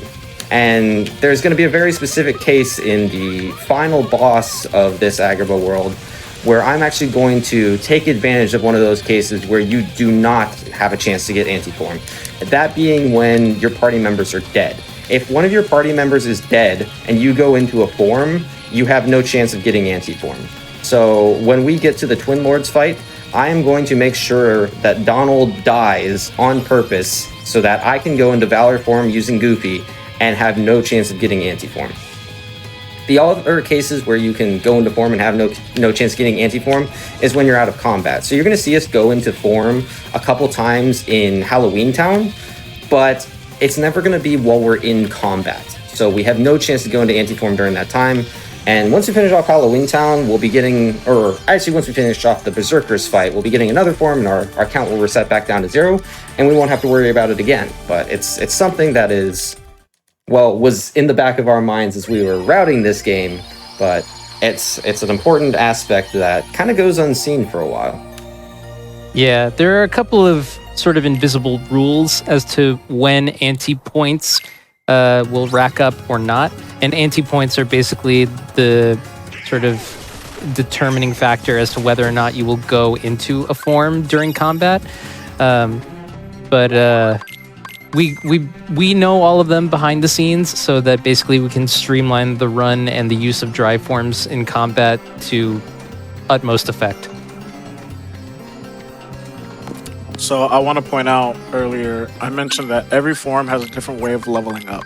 So Slick was actually leveling up Valor form by racking up hits, but with Wisdom form that we're now going to be seeing, we're actually going to be it gains experience by the amount of Heartless that you kill. So we're going to be actually leveling that up. And earlier, Slick got Valor form to level 3. Whenever you get a form to level 3, 5, and 7, you actually learn what it's called growth ability. And that is, typically it's a movement ability that gets applied to Sora in his base form. So you can actually have the perks of using a form's movement while you're not in it. So Quick Run is attached to Wisdom form. That's that little dash he's doing. And we're going to be getting Wisdom form to level 3, so that way we can actually apply that to base Sora, and that way we have better movement for the rest of the run.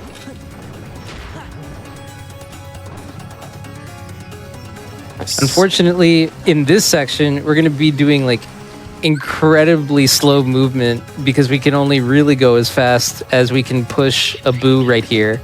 So the objective of this minigame is just to get him to the opposite side of the room. And it's pretty regular when those walls and ice crystals appear to try and disrupt him, but That was good. Slick knows exactly when they're going to happen, so he, made that look like a cakewalk. And you can push Abu a tiny little bit. It's not really that important, but you can, so might as well do it. All right, so now we are going into falling segment, is what we call it, and Slick, shoots an enemy to deliberately force it to attack, so that he can bait out a reflect and then wipe out everything around him. Same deal for the second wave. Now we're going to be going on to a fat bandit. He's going to be watching to see what attack he's going to do.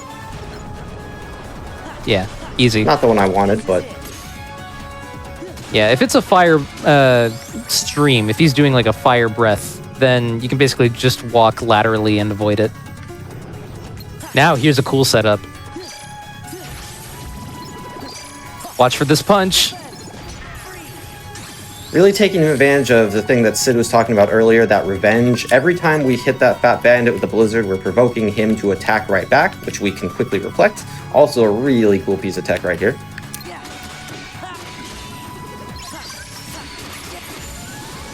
Oh, that's so cool. So Slick.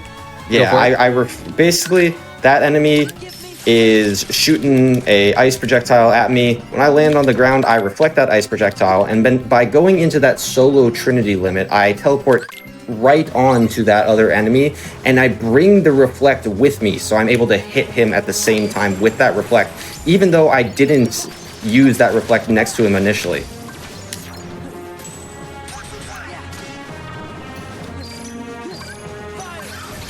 So this is where we're going to be trying to level up Wisdom Form to get the Heartless kills.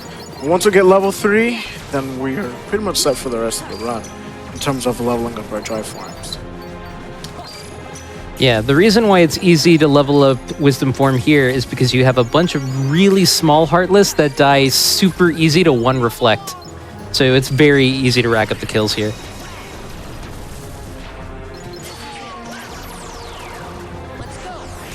And right before the Fat Bandits spawned in, Slick swapped out Aladdin for Goofy so that he went from doing his solo Trinity to his group Trinity so that he could wipe out all of the Fat Bandits.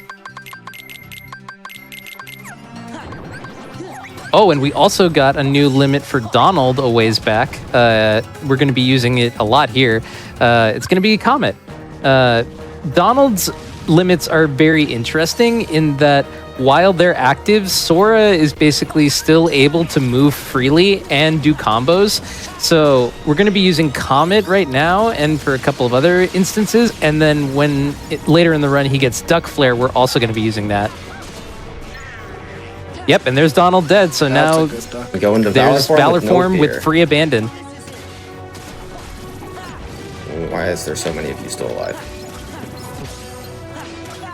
These lords won't spawn again until all of their little minions that they let out when they die also die. And for whatever reason, they decided to stay alive for a little bit longer there, but it's not a big deal. Their HP is also kind of tinily. That even is a word. It's attached to them. So like when you are attacking the little minions, you're actually still damaging the big enemy. You know, just a fraction of their health. I think a while ago, because this game is available on the PC, I used a couple of tools that we have available on PC to see exactly how much HP it is.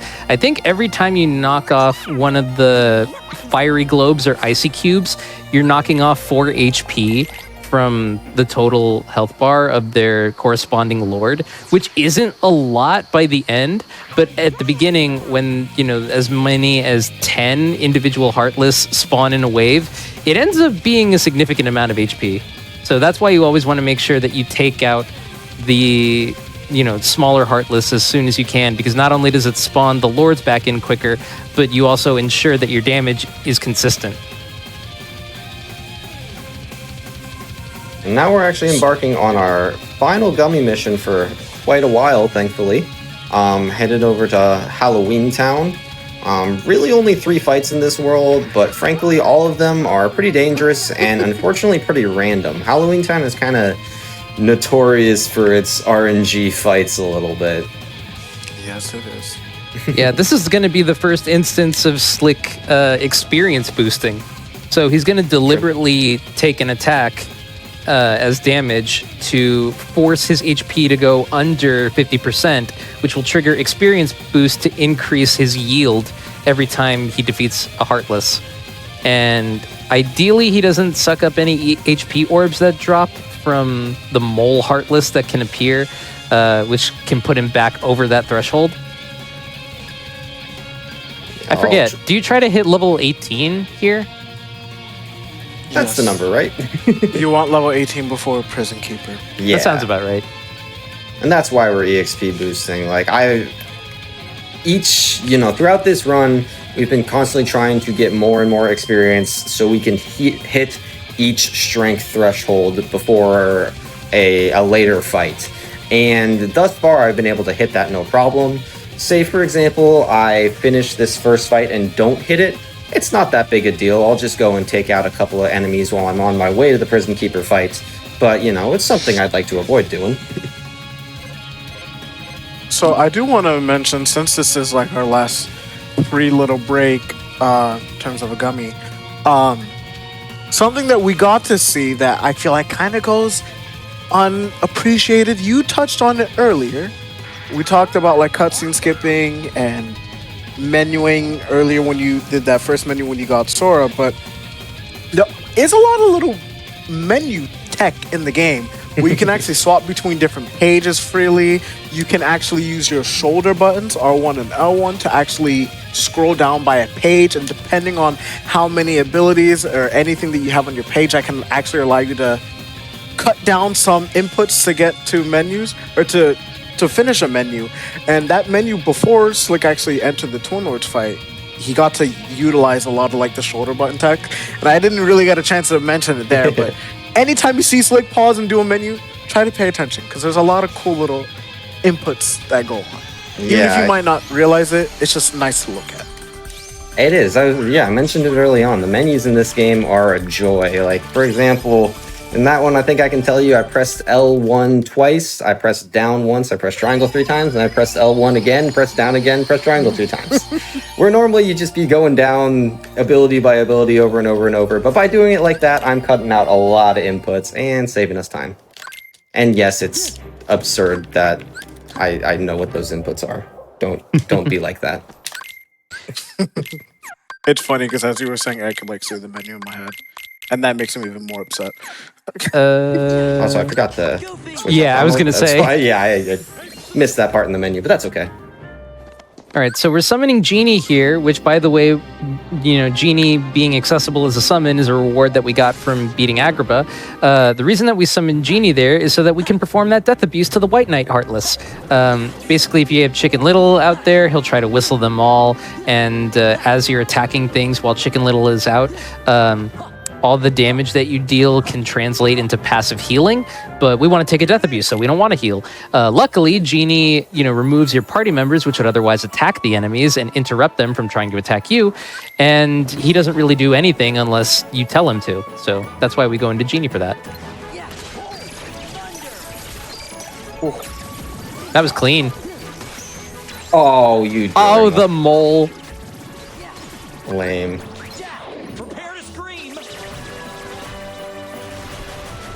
So, yes, Slick was taking a little bit of damage from that toy soldier intentionally so that he could get into experience boost range.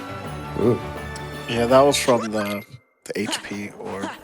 Yeah, it dropped from a mole, and then he was sort of being taken over to the left by the Goofy tornado, but then you kind of shuffled a little bit back to the right and snagged it up during the dance call.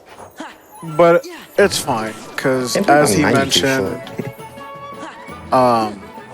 you can kind of just kill some quick enemies here and kind of be good to go. Huh. Yes.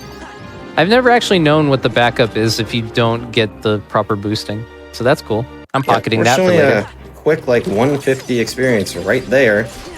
And if the White Knights are nice, just a quick Reflect Thunder finishing leap with the help of the boys goes pretty quickly. All right, Prison Keeper. Sid, I'm going to let you explain it, but I really... I hope you know that I'm gonna hold back because I love this boss fight. Then you do. Cool. You explain. Cool. Oh, okay, cool. So the prison keeper basically has a couple of different phases that are dependent on which kid he uses for his power. So if he absorbs lock, then he can lob fireballs at you. If he absorbs shock, then he can do a spin attack straight into the air. And if he absorbs barrel, then he starts biting. But we're going to try to avoid as many of those attacks as we can. Hero. There we go. And then the final phase is denoted by all three of the kids lending their power to the prison keeper. So we're going to push to revenge, go for the reflect into the solo trinity, and then basically we should be able to end the fight from here. I got greedy, but we'll still end it. In between those Trinity limits, I was trying to sneak in a cheeky full combo, but I didn't quite have the time to get it all in. You can do it, but it's incredibly tight. So would have liked to do the second part of Trinity to help end that fight, but wasn't able to do that, but it's not a big deal. He gave me the shock attack where he just spun up in the air, and it was easy for me to kill from that. Quick world warp here to get to Oogie Boogie, another RNG fight in this world. All right, Sid, we're going into Oogie Boogie. We're going to be doing some thunders on him. Why are we going to be doing that? Because we want to build up our drive. Technically, we cannot damage him, but because we're still hitting him, we're actually inching little by little, adding to our drive gauge. And then also, if we put ourselves in MP recharge, we actually will be... There's a mechanic that whenever you're in MP recharge, meaning you have no MP, and your MP is recharging to get back, you actually build more drive gauge faster. And the main purpose of this is we want to be able to hit 3 drive gauges, so that way we can actually summon Chicken Little for the corresponding phases, or for the second phase. You see, I got back up to 3 drive, no problem. Yeah. So the main gimmick of this fight is we want to keep knocking these presents back at Oogie. After 13 presents, he comes crashing down, and the fight progresses and gets harder and harder and harder. Did I say 13? I meant 12. Yeah. Kingdom Hearts. So on the second phase, he starts bringing out these boogie gifts, and they're not really gifts. They're scary heartless that come out of them. Luckily, there are 2 options that you can get. You can either get White Knights, or what we don't want are Emerald Blues, which are very scary. And if you get White Knights, it's nice because 1, they're more tame, they're safer, and we kind of want to keep them at bay. We want to keep them alive, because if they're all heartless already out, Oogie will not send us more presents. More boogie gifts, I should say. And one that saves an animation, it makes the fight safer because there are no longer enemies in the same lane as us, and we can utilize that by having Chicken Little. That we kind of did a little trick earlier to go into using Chicken Little's limit, and that was more just to drag the enemies to you. We kind of didn't touch on this, but a lot of non-Donald or Sora or Goofy party limits, most other limits drag in the enemies onto the screen, and that's not any different even for your summon limits. And we use that to kind of keep the heartless alive. We don't want them to get hit, because the punch that Oogie slams down hits anything on the field, you or the heartless. And so we kind of utilizing a lot of game tech that, if you don't really think about it, most people wouldn't know to kind of intervene and mix and mesh everything together. But that's why this game is so good, that there's a lot of tiny mechanics for so many different tools that we have in the game that all kind of work differently, that we can use to work together to kind of make a nice masterpiece of a fight. That was such a clean fight. You got present skip, and during the first 2 phases where Oogie dropped down from his platform, Jack was whipping out the fire so we could do a little bit of damage amplification off of the aerial spirals. That was a pretty clean Oogie. Yeah, and a single move. He was very generous to me. It was funny, as I was talking, I was like, man, Slick's gonna shut me up. He's doing the fight too fast. Oh man. So yeah, Slick, now that we've done all the Disney worlds that we need to progress the story, we're going to be coming back to Twilight Town, and we're going to be fighting a new brand of nobody called Berserkers. They're going to have these giant claymores, and we're going to basically try and make sure that they don't have any opportunities to use them. So we're going to be making use of Wisdom Genie here. So that's Wisdom Genie's limit. What's fun about Wisdom Genie's, and I guess all of Genie's limits, is that they're based off of limits from Kingdom Hearts 1. So Wisdom has a sort of like pseudo strike raid type limit. It just shoots out a bunch of projectiles. All right, Slick is going to clean up these dusks, and then once he does, 3 Berserkers are going to spawn in. We're going to do a little bit of Magnet and Trinity to take care of them.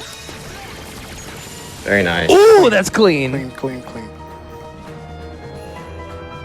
That right there, what you just saw, is one of the most important and frankly coolest techs that we have in this game. So we've seen Trinity Limit a couple times, where the whole thing about it is it does a bunch of attacks that don't do any damage, but it's racking up hits. And then the finisher that it does is the part that actually deals out the damage. But you can also rack up hits in an additional way by interacting with magnets. When enemies interact with magnet, they're getting knocked in and out of it repeatedly by our Trinity Limit attacks. And that is both A, increasing the number of hits that are happening, and B, every time an enemy gets sucked into a magnet and back out, it's actually doing a little bit of damage. And because what you saw me do right there, I did the ultimate portion of the Trinity Limit, interacting with the magnet, it did so many consecutive hits that it was able to kill the Berserkers with the magnet on its own, which is frankly insane, but it's something we will utilize and see a lot more throughout this run. Yeah, it's not a guaranteed that you get the kill off of the Magnet Ultimate interaction, but you know, at minimum, even if it doesn't kill, the finisher of Trinity will, because you've racked up so many hits that it's frankly extremely difficult to not kill. And you can tell, aside from the HP of the Berserkers on screen lowering, whether or not the Magnet Ultimate interaction was successful, because you also gain a little bit of drive back every time the Berserkers interact with the Magnet. And so you can reclaim a lot of drive gauge back with this, frankly, kind of busted piece of tech. Yeah, that's also related to something that Sid was explaining earlier, where you get drive back faster when you're in MP recharge. Going into Trinity Limit immediately puts us into MP charge, and we're still able to get magnet interaction hits, and it's just getting our drive back obscenely fast.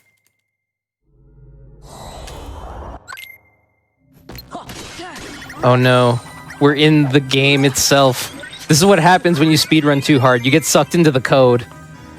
Yep, we're too good.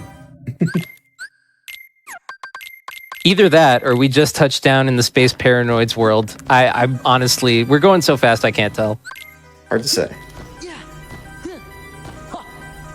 Yeah, Space Paranoid World, we have a lot of just kind of like basic movement, little mini games here we got to take care of.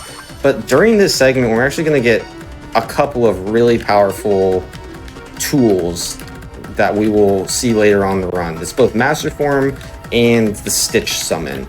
The Stitch Summon we'll see immediately. There's a segment where we have to deactivate some monitors, where we're going to be doing a fair amount of level grinding that we'll explain a little bit more when we get there.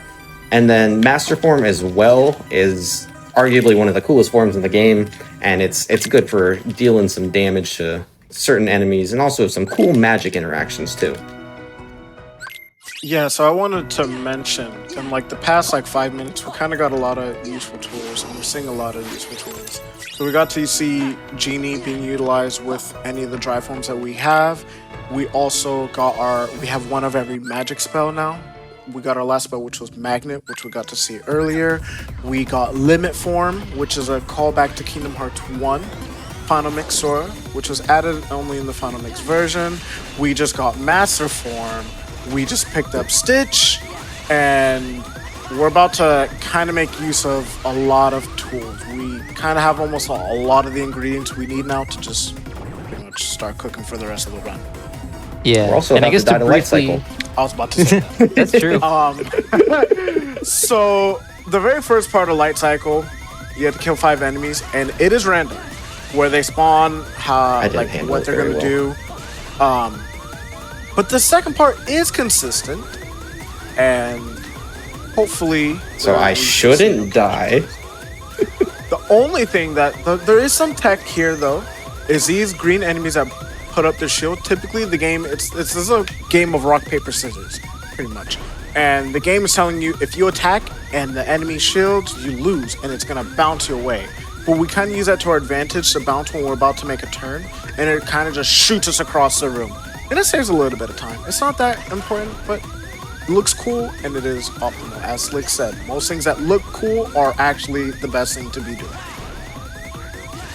We're getting to the part where this light cycle gets scary, where they start throwing in these That silver turn enemies. right there is what scares me.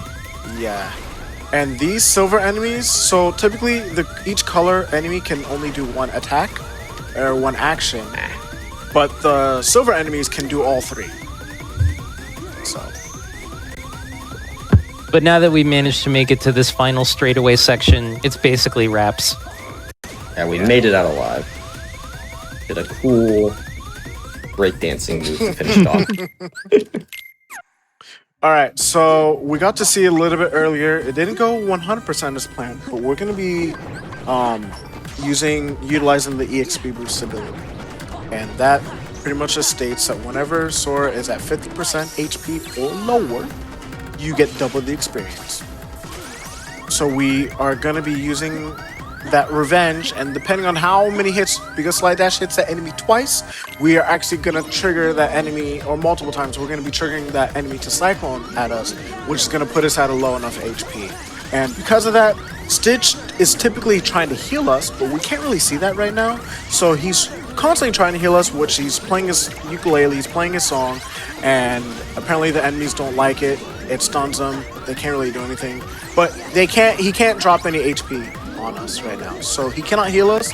So we're going to be utilizing just the ability to stay at low HP for a very long time and to just get as many kills as we can. We're going to be hitting level 22, I believe. And It's level 23 for crit. 23, yeah. Okay, so I didn't know if you were exactly going to 23. Yeah, I'm gonna go to 23 exactly. All right. You can get away with a little lower, but for safety, I like hitting 23. The reason that we're using Stitch here is because one passive thing that Stitch will do is replenish our MP bar. Hopefully. The trick is it's entirely random as to whether or not he'll do it. So we have to hope that he will, and if not, we have to forcibly use an ether. But hopefully Stitch won't be too disappointing with the rest of this. There we go. There's level 23. So only one ether use is pretty average. Dude, I was not paying close enough attention. I was in the zone. I was grinding, lost in the sauce, used an extra ether. But it's totally okay. I do plan on having to use 2 ethers for that fight, so not something I'm too concerned about. But not bad. Yeah, the passive healing that Sid was talking about is due to Stitch trying to use like a ukulele move, which sort of like immobilizes enemies and takes HP orbs from them. However, HP orbs can't spawn in during that monitor section. Instead, you get the sort of like orbs that allow you to freeze the monitors. And because the Heartless will keep spawning for as long as you don't end the minigame, it's the perfect place to do experience boost grinding. All right, so now we're coming up on the hostile program, and much in the same way that we, gathered a bunch of clusters to sort of get a reaction command to freeze something on screen, that's what we're going to do on the program here. As soon as Slick is out of this, he's going to pop into limit form, go into 2 combos, and out of this combo, he's going to do the infinity. He's going to hold that reaction command, and perfect. Now there's as many orbs as he needs to get the second freeze. And then he's going to clean this up with a little bit of Comet. And he didn't get shot. I actually almost pressed that freeze a little early, I'm not gonna lie. All right. All right, so that was a good fight. We got to actually see limit form being utilized. We aren't gonna see it too many times just yet, but the good thing about this game and this run is that we don't really use one thing over and over and over again. As we progress through the run and we get new abilities, new tools, new limits, new summons, new spells, we constantly have a use for them. And it's very, very, very impressive. And we never got to really see Magnet kind of be working on its own. Well, we did earlier during the grind, but now we get to really utilize Magnet even being with your party members. So with Goofy tornadoing, we can actually rack up even more damage than what we would be alone without the Magnet. And same with Chicken Little. With him firecracking, we're kind of mixing a lot of our tools together. And it's a nice work of art that we're going to be seeing in this section. Yeah. I think this is going to be the last instance of Chicken for the rest of this world. Chicken and, like, you know, we have already seen his utility before in his crowd control. That combined with the fact that we have our own form of crowd control in Magnet is really consistent in how we should be able to handle this fight. Good parry on the dancer. Yeah, Chicken Little's a little mean there. He's supposed to use his firecracker attack there, but he decided that was a bad idea. That's not very fun for him. He wants to make it a little harder on me, but that's okay. This is one of the hardest sequences that I, tried to pull off when I was learning crit. Of when the final dancer wave comes in, you make sure that Chicken whistles before you dismiss him, but then you dismiss, and then you go into fire, finishing leap, target the dancers, and then go into Magnet Trinity with the major drive. That is so technical to pull off. There's a lot going on there. And we kind of didn't mention it, but the basic string of attacks is attack, finisher, and magic also has their own finishers too, and they kind of work hand in hand. So you can do magic, attack, finisher, magic, attack, magic. As long as you're still hitting something, you can kind of keep your combos going. So earlier we saw Slick using magic, finisher, like attack finisher, to kind of pull that off. But now we actually got to see Group Trinity still making a comeback. We got to use it on a lot of those water clones to actually rack up a lot of damage on Demix. And from there, we actually go into a form to we use limit form to kind of just get extra damage. We also use it to proc his Force Revenge, which, again, everything's so complicated, but we are using that at the time that we run out of limit form because we haven't leveled it up. We only have 3 bars. So when we actually hit his Force Revenge, we are auto-reverting out of the form, and then we're using that to cancel it into a reflect and then to go into a limit to keep ourselves alive and our party member alive to iframe through the rest of his attacks and kill him from there. It's a lot going on in a very short amount of time. Yeah. So short that, so the way that limit form levels up is if you're able to do the final portion of the limit, so Sonic Rave, Strike Raid, Infinity, or Ars Arcana, or Last Arcanum, I guess, in Cage 2. So we have a couple of planned instances where we take limits all the way to their end in limit form to be able to get that experience so that we can have limit form as level 2 for later boss fights. Oh, okay. Weird. I thought he was gonna One guy a mile away. Oh yeah, and by the way, right now we're fighting with our Final Fantasy team members. There's very specific setups that we tried to do. We're going to try to bait out a Rising Sun from these Armored Knight enemies so that we can slice straight through those giant Morningstar Heartless. Oh, this is Chef's Kiss. Ooh, Tifa coming in with the sauce. Oh, but these shadows. These shadows are not letting me do anything with the magnet. They were not happy with the kitchen. The shadows said, no, you had too good of a Bailey, too good of an LOD. So they decided to come for their revenge now, yeah. They still remember that.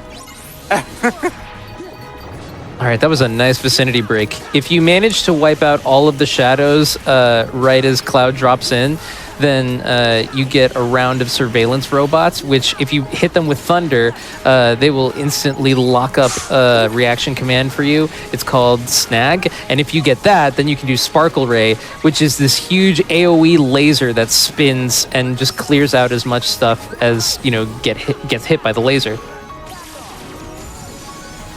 That was a pretty decent cloud section. So Decent good. at that Limit fights form in is general. now level 2. Yeah, Which I is did good. that Ragnarok, one, to take out any enemies if I could, but a lot of it was to make sure I got that level up. There's other places where I could have gotten it, but nice to get it there. And now entering into one of the coolest casual fights, but one of the worst actual fights. Yep, the Battle of 1,000 Heartless, which we, affectionately call 1K for short. We're basically going to be making... Whoa! I didn't see that one. We're going to be making the fine. most of our Sparkle Ray as we can. The way that you control Sora's movement once you have the reaction command is just to wait until Sora's feet touch the ground before launching the reaction command. I guess I'll kind of explain that a little bit easier for people who don't understand. This is a 2-part reaction sequence. The first triangle press just makes you jump and grab the enemy. The second triangle press allows you to have the enemy shoot out its laser. And so what Game Man of Color was trying to explain is that you don't want to activate the second RC press until Sora lands onto the ground. And kind of when you see Sora's knees bend is when you want to time that second press. And the reason why we do that is because we want to know where Sora's going to toss the surveillance bot. If you time it when Sora lands, he will always toss a bot in front of him. So that way, and it kind of all plays them together because your camera angle, where it's positioned, how you move it, where it's currently facing, you can constantly spawn and despawn enemies from attacking. And knowing where we're going to throw the bot so that it's always on our screen is very imperative to control this fight from making it not go completely out of hand. Yeah, on critical mode, it's incredibly easy to die in this fight. That said, we did get one thing from leveling up as we did throughout the Final Fantasy fights to make this easier. We have Once More, which is an ability that basically allows us to survive any combo attack from an enemy. We'll always live with just 1 HP, but hey, I mean, as long as it doesn't go to 0, we're hanging in there.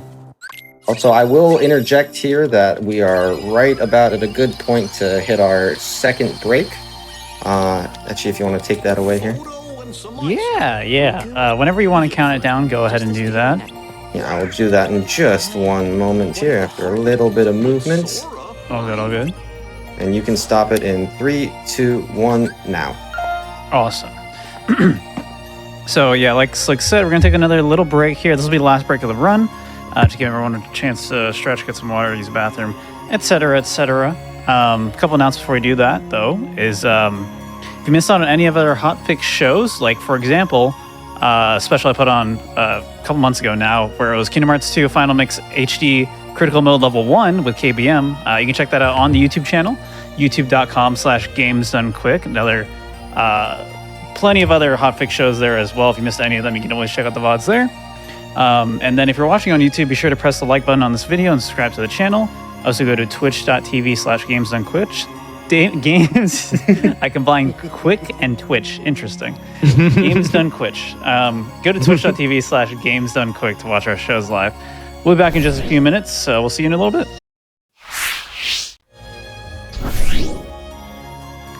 Hello and welcome back, everybody, to the GDQ Hotfix. We are at the final stretch of our Kingdom Hearts 2 Final Mix HD Critical Mode speedrun, brought to you by Slickzilla12. Before we get back into it, I just want to remind everyone that your subs, your Prime Gaming subs, gift subs, and bits cheered on the GDQ Twitch channel help support Games Done Quick Hotfix. If you enjoy watching speedruns daily like this one, consider subscribing to the channel and supporting via bits if possible. And I think that's it. So Slick, go ahead and get us back into it. Great, let's get going. Start the timer in 3, 2, 1, go.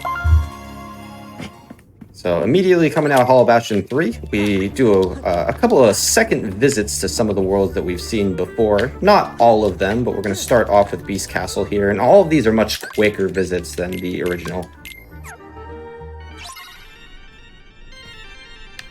Yeah, they're quicker for a couple of different reasons. Mostly because we have, you know, a lot more tools than we did when we first came to these places. Oh, that was the most advantageous 60 FPS of my It was that I've seen in a hot almost minute. disadvantageous, but it fortunately didn't push me far enough away. And I guess we can talk about 60 FPS a little bit. Part of the issues that come with porting a PS2 game to the PS4 with 60 frames per second is some of the physics doesn't work specifically the way that it originally did. And there were cases of some errors in the original release of this game like that. But sometimes what'll happen when you're having certain interactions with a magnet or with certain enemies, your Sora's body will like take up the same space as another enemy, and he'll just end up getting launched in a certain direction. And a lot of times it can cause us a lot of problems. Sometimes it's just funny, and sometimes like they're maybe even a little bit helpful. So I want to say, as Slick was talking about the 60 FPS, you might have saw him kind of room transitioning. That wasn't him getting mistaken as he was just talking and playing at the same time. He was purposely entering and re-entering that room to kind of, he's trying to RNG manip an enemy from spawning. And we want to get that enemy to be able to actually help us get to another EXP curve that we're going to be aiming for later on to the run. And pretty much what that did was anytime that the enemy can spawn, he's gonna make it that it will spawn. That did go to plan.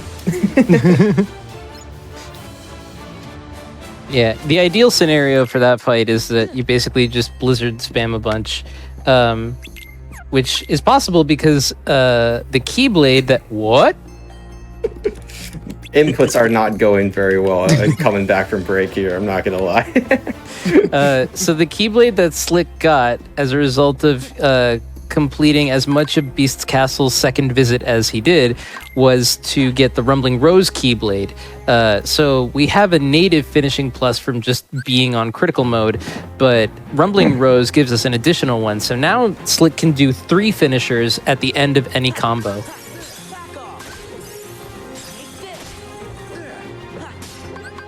And I guess we should also mention that for defeating the Battle of 1,000 Heartless, Slick also has a new combo finisher on the ground called Guard Break. So now he has 2. One of them is Guard Break and the other is Finishing Leap. You get to see both of them used throughout this fight with the Grim Reaper. And now we're going to transition into Master Form, and we should be able to end this fight in Master Form if everything goes well. I'm gonna play that one safe. I wasn't too sure about the damage there.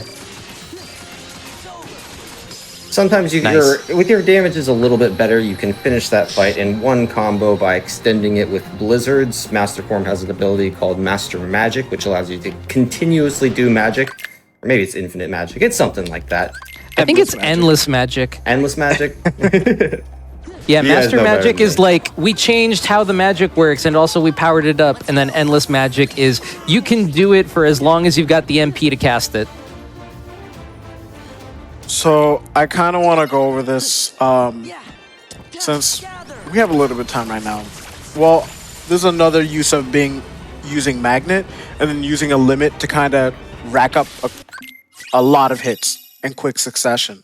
But we'll see a little bit more of that come into play later. But I do want to mention that another really, really cool thing about this game is Sora has his magic. All that's cool. But every time you're in a form has a different set of magic too. It has different base magic and it also has different magic finishers. And not only are they just different, but some of the spells have different properties. They behave differently. Some are out for longer than others. Some are multi-hit versus some are single hit. There's a lot of different type of differences. And the one cool thing about Master Form is, as we mentioned, it has an ability called Endless Magic, and it really just lets us to either just keep spamming magic. We can pretty much have an infinite combo as long as we're not using our finishers. And we can actually use magic in the middle of our finishers, and with having 3 finishers at this point, we can really just have extremely long combos. For the time that we're actually in Master Form, which we won't see too much of the run, but it's just a very nice use set. Again, even though there's so many tools that we have, and we keep finding ways to keep using almost every different thing. Even just earlier, we used Genie again, even though we have Stitch, we were using Wisdom Genie earlier, but now we're using Valor Genie plus Magnet to kind of get like strong hits out, and there's just a lot to explain in such a short amount of time that we just have so many tools. And even now there's a little, what some people may call a glitch. I don't think it's really a glitch, it's more of an exploit. However, anytime you swap Genie's form, it resets your air combo, or it resets your combo in general. So what we're doing is we're utilizing the horizontal slash ability that we just got, another tool that we're making use of immediately with Genie. And because we are changing Genie's form while we're using that horizontal slash, we can kind of have an infinite loop of a combo, and we can use that to just damage him consistently until he's ready to phase push. And another tech is we are actually utilizing Comet's attack frames to kind of keep the enemy in place in between our combos when we need to land, so that way we can actually keep the enemy kind of infinitely stunned for the entire time that it's able to take damage. And we're going to kind of keep that going until we can obviously make him transition to the next phase. And we want to be aiming ourselves to be at 4 bars of drive so we can actually utilize Master Form again. And as I mentioned about every form having different type of magic spells, when you're in Master Form, it hits 3 times. He does like a little cartwheel around, and that thunder will hit the enemy three times. And every time we hit the Grim Reaper 2, the Cursed Grim Reaper 2 with a thunder, it drops, I believe, 40 medallions. So every thunder we're doing is dropping 120 medallions. So with that, if we can times 120 times 6, we can use 6 thunders and then get rid of all of his medallions and just kind of end the fight immediately and go into another Comet stun loop. Yeah, and normally 6 Thunders would run our MP dry. However, there's a couple of different things that prevent our MP from going dry. One of them is the fact that we have the Hero's Crest on as our secondary Keyblade, and it's long enough that it's actually attempting to do physical damage on the Grim Reaper, which causes it to drop MP orbs. And because Master Form has its own inherent draw ability as a support ability, you're able to pick up those MP orbs basically as soon as they pop out, which is why you have just enough MP to pop out one last blizzard and go into a comet. All right, now we're back in Halloween Town.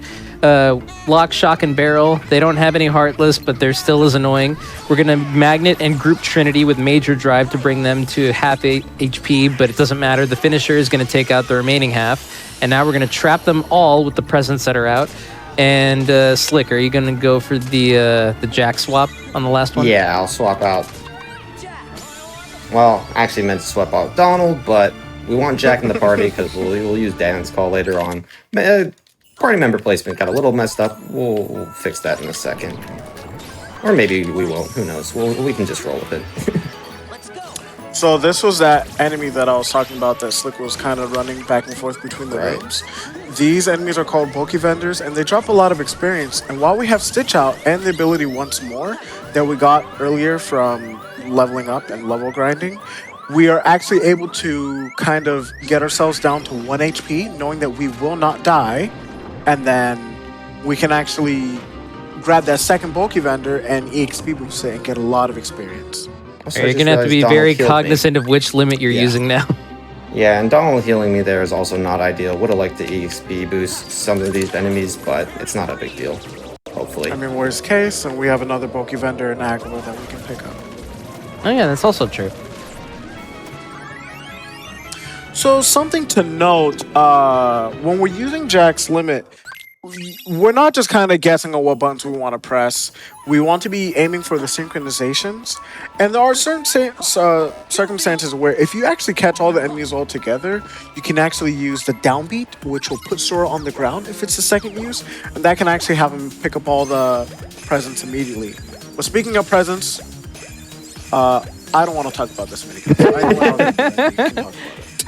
So this is the present mini game. We have to, shoot gifts into the presents. Ideally, the bigger, the more that it racks up towards the point counter. I think it's like 1, 3, 5, and 10, according to whether or not it's like the small, the green, or small, yellow, green, then gold. Future. Oh. Yeah, this is one of the only strictly RNG segments in this entire run where there's really nothing you can do about it. There's no improv you can make to make the fight faster. The game will just decide how many big boxes it wants to give you, and if it feels like giving you a lot of big boxes, you'll have a good time. If not, you'll have a bad time. Yeah, you can lose up to 20 seconds off of pure RNG in that segment alone. All right, so I do want to make note that we're getting the first showcasing of Duck Flare Force. That's a limit that we just got from the last boss that we beat, which is kind of why we actually do these worlds in the order that we're doing them in, by the way. It's one, so we can get the experience that we need, and also for the Magnera that we got and the Duck Flare that we got. And so pretty much as Game Man stated earlier, Donald limits, while they're going on, Sora's able to move freely and to act upon as he normally would. That was a little scary. But we can kind of use this Duck Flare to just keep the boss stunned and kind of just wail on him.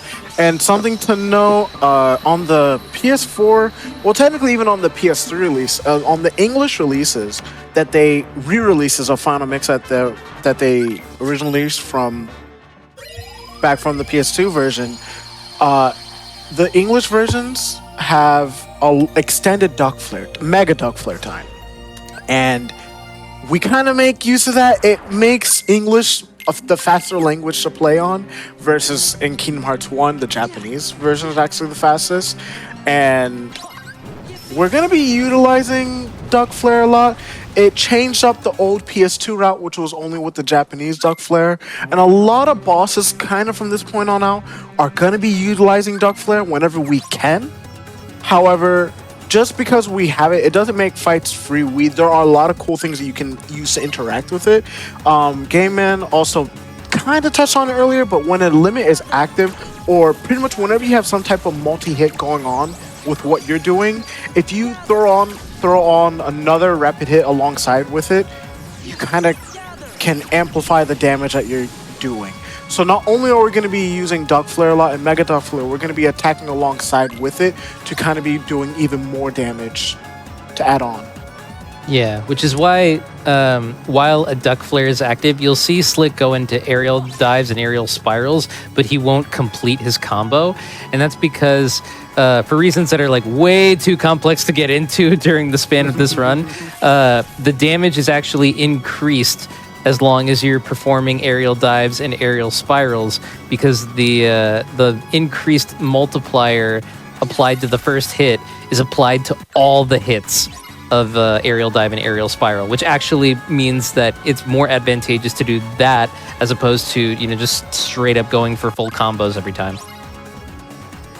That and alongside when you do finishers, you'll typically knock an enemy to the sky, and then the Duck Flare will send them to the stratosphere. We don't want that.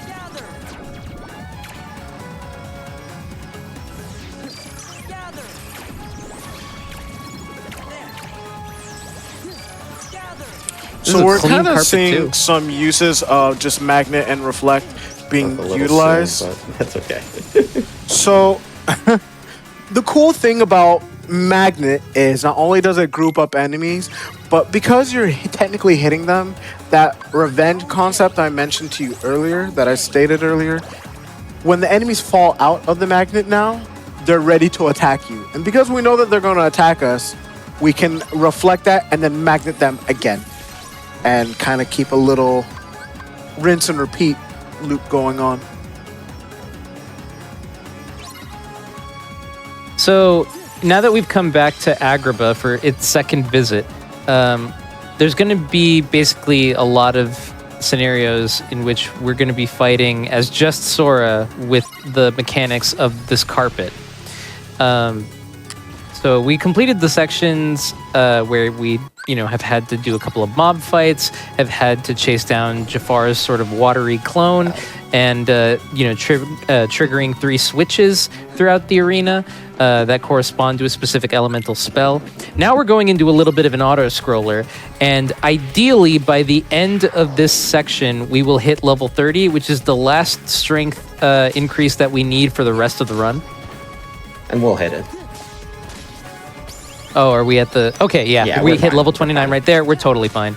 The reason that we want to hit level 30 is incredibly useful immediately out of the gate, because otherwise we can't really do the very tight Genie Jafar strat without it. We got a Keyblade from completing the second visit of Halloween Town. It's called the Decisive Pumpkin. We got a combo boost ability native to Sora from leveling up, but we also get combo boost that's native to the Decisive Pumpkin Keyblade, which means our ground combos are super boosted for as long as we've got it on. We're going to use that to great effect during the Genie Jafar strat. We're basically going to be manipulating Sora's positioning so that he does a sort of slide dash type move that's, attached to the carpet's mechanics, so that we squeeze out extra damage. And then, obviously our finishers are going to hit for very large chunks of enemy HP. All right, we should be pretty much... There we go. That was a little tight. Without a doubt. No fear. Yeah. Usually you won't, unless your experience somehow ended up being ridiculous, you usually won't hit level 30 until about the end of the carpet section. Yeah. And had I not hit that level 30, there's a couple options I would have had, but I would have needed to grind the experience before I went into that Genie Jafar fight. Like, obviously it's still beatable, but not in the way I want to beat it. I'll be honest, so- between, Slick, Sid, and all of Twitch chat, so everybody keep it a secret, but I actually thought that the crit Genie Jafar strat was by far the hardest to learn. Oh, I mean, it's not easy. It is not.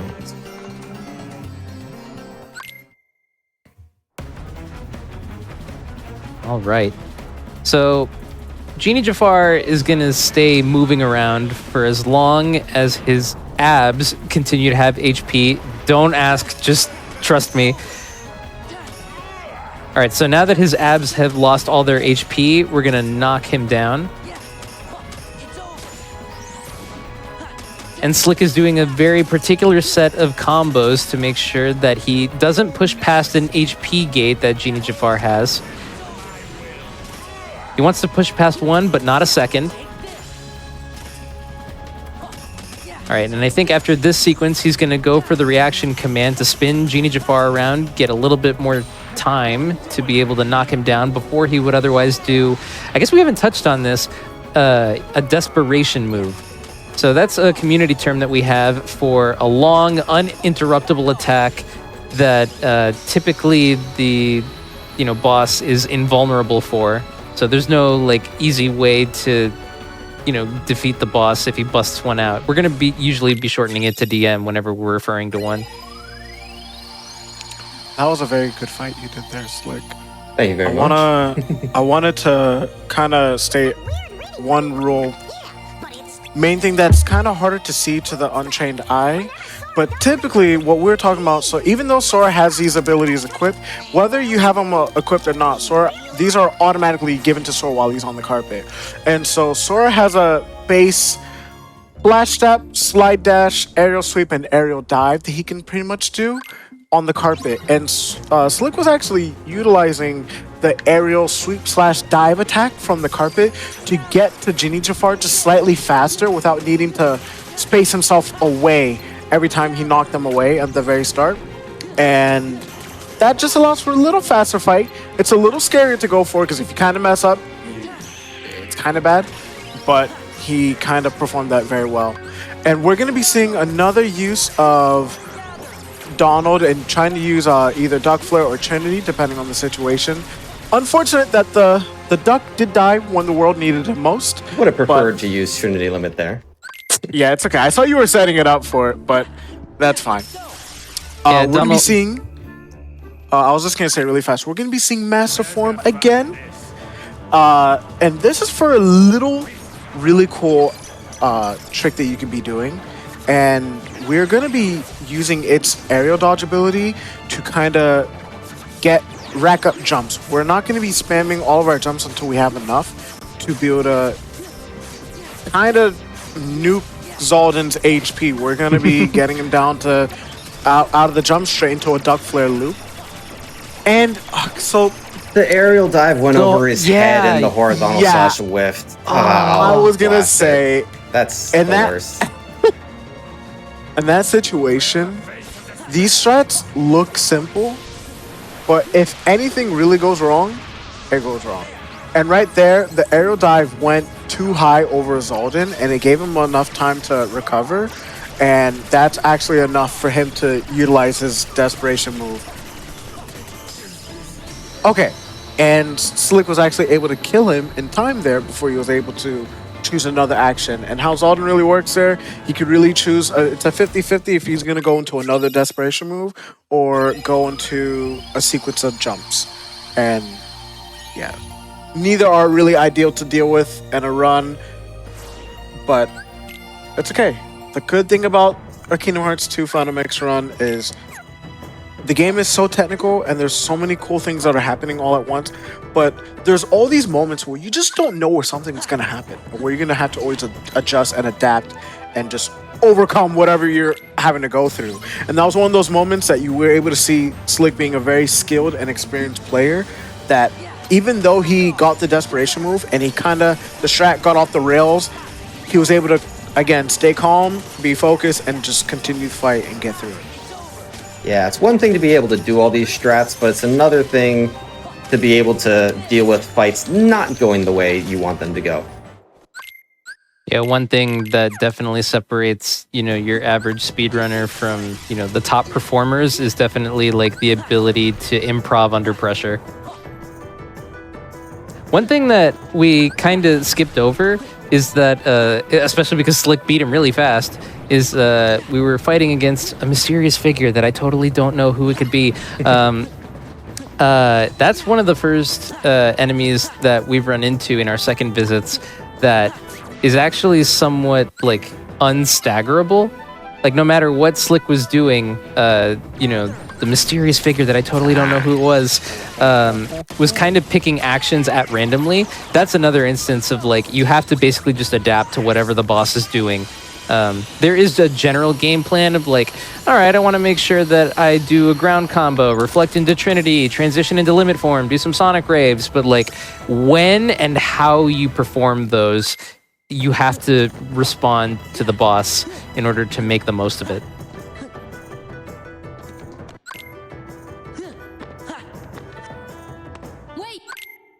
Now we're coming up on a little mob fight. We got some nobodies.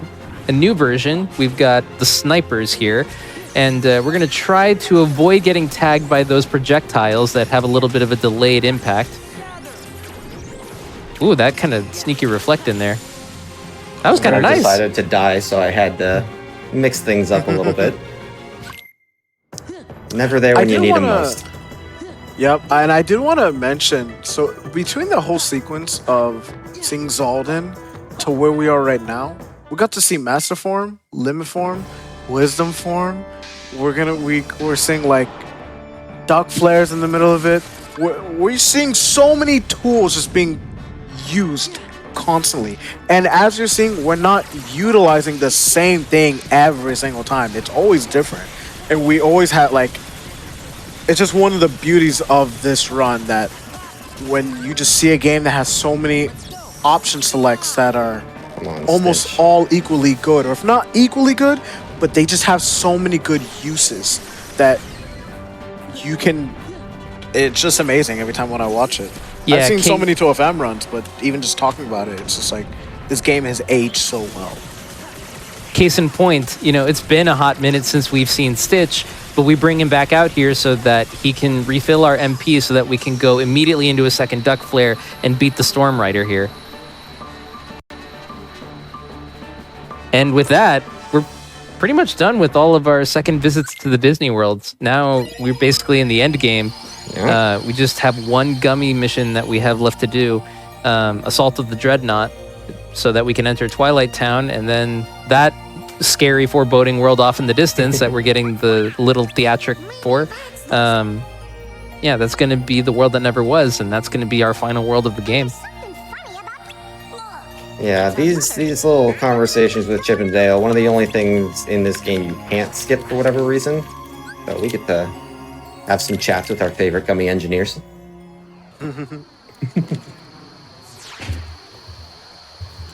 So earlier, Slick was making use of Magnet's interaction with Genie. That's going to be the primary mode until our party members disappear in our visits back to Twilight Town. Magnet and the interaction with Master Genie in particular basically allows you to defeat waves of enemies because the Genie's limit, Arcana, is going to sort of pop enemies in and out of the magnet, and the magnet will deal great damage to them in addition to the damage that Genie already does. And anything that would in any other scenario refill your drive gauge refills your summon gauge in the case of having a summon out. And so even though Arcana costs about 3 summon gauge whenever you use it, in conjunction with Magnet helping to restore your summon gauge, as long as you can guarantee that you're gonna take out a group of enemies with it, you can basically use that interaction for as long as you've got MP to cast Magnet.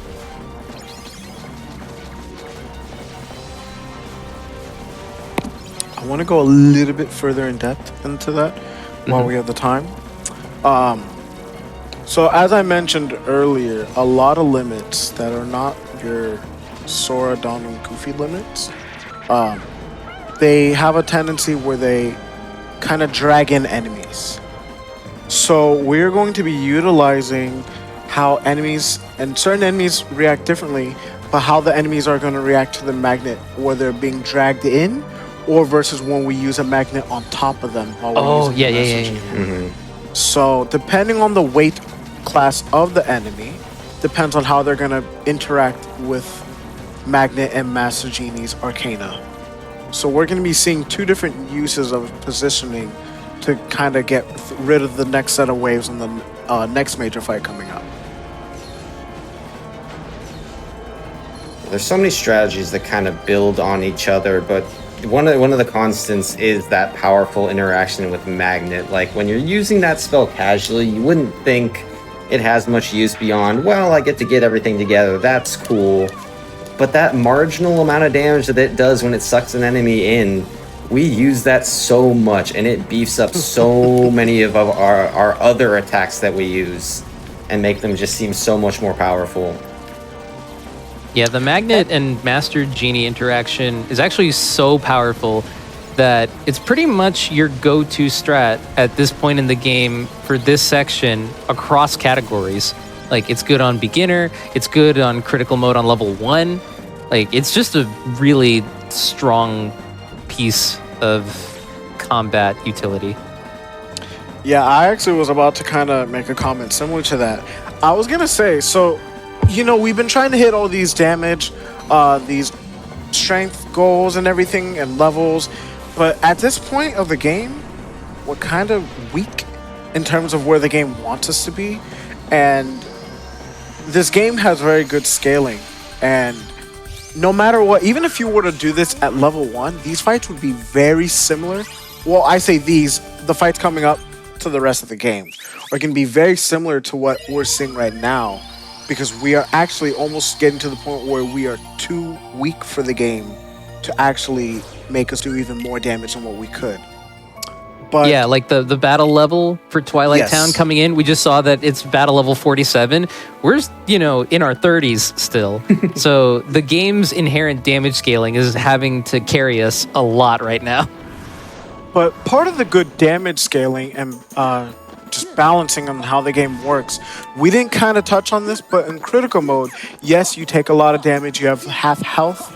However, you do still have a 1.25 damage multiplier attached to Sora at all times.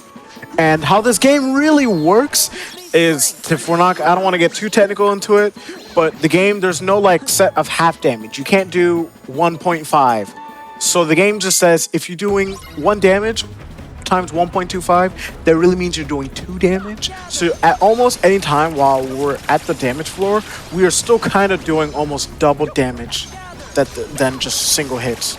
So that's why utilizing multiple hits is gonna make these fights go by faster, because we are just racking so many hits on these enemies. They don't have that much HP, so that no matter what, they're still just taking a lot of damage to anything that we do in relative to their HP. And we got to see Slick kind of using the magnet on the smaller enemies to kind of drag them up. This is a little scary. Hello? I'm not sure why. There was supposed to be a magnet in there that never happened, and then I landed on the ground and got beat up a little bit, but fortunately we are going to make it out of here alive. A little bit worse for wear, but no big deal. Yeah, it's not too bad if you end up running out of Genie in this part of the game, thank God. Fortunately not a big deal. That Genie hit was very clutch. That was. He might have saved me a little bit, I'm not gonna lie. Especially as my guards were not working too well against that samurai, but... It would have been fine, but you tried to guard and then you missed, so Yeah. once more was Started not beating me up active more. anymore. Yeah, and that final samurai hit, like even if you guard it, it doesn't trigger the reaction command. Yeah, and it's also a one-shot. Yeah. So I could not have taken that. Unfortunately, Like it Sid finally was did mentioning, earlier, the samurai are in a little bit of a heavier weight class, so that's why Slick was trying to make sure that he could do magnet arcanas directly on top of them.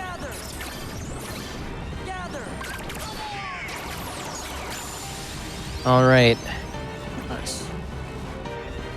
All right, so Slick has equipped the Photon Debugger so that he has a native Thunder boost to buff up his Thunder damage.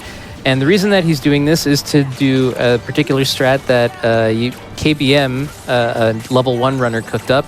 Basically, we're going to be Magnet Thunder spamming for the entirety of this fight. It should take away a little bit of the guesswork with whether or not Axel helps us out or not.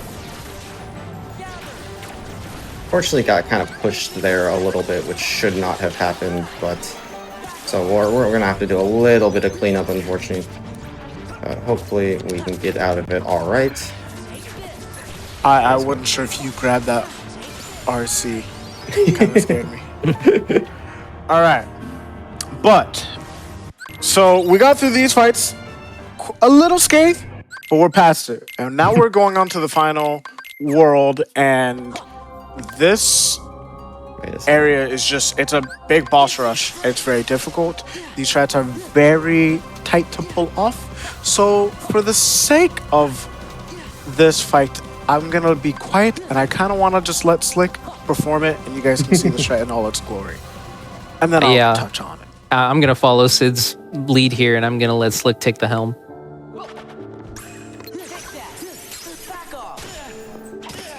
Good start.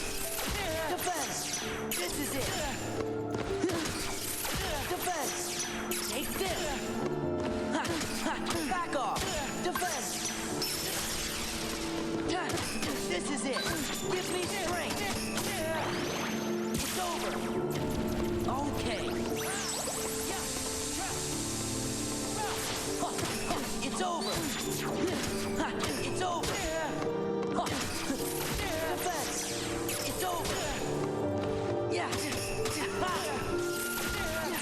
Gather.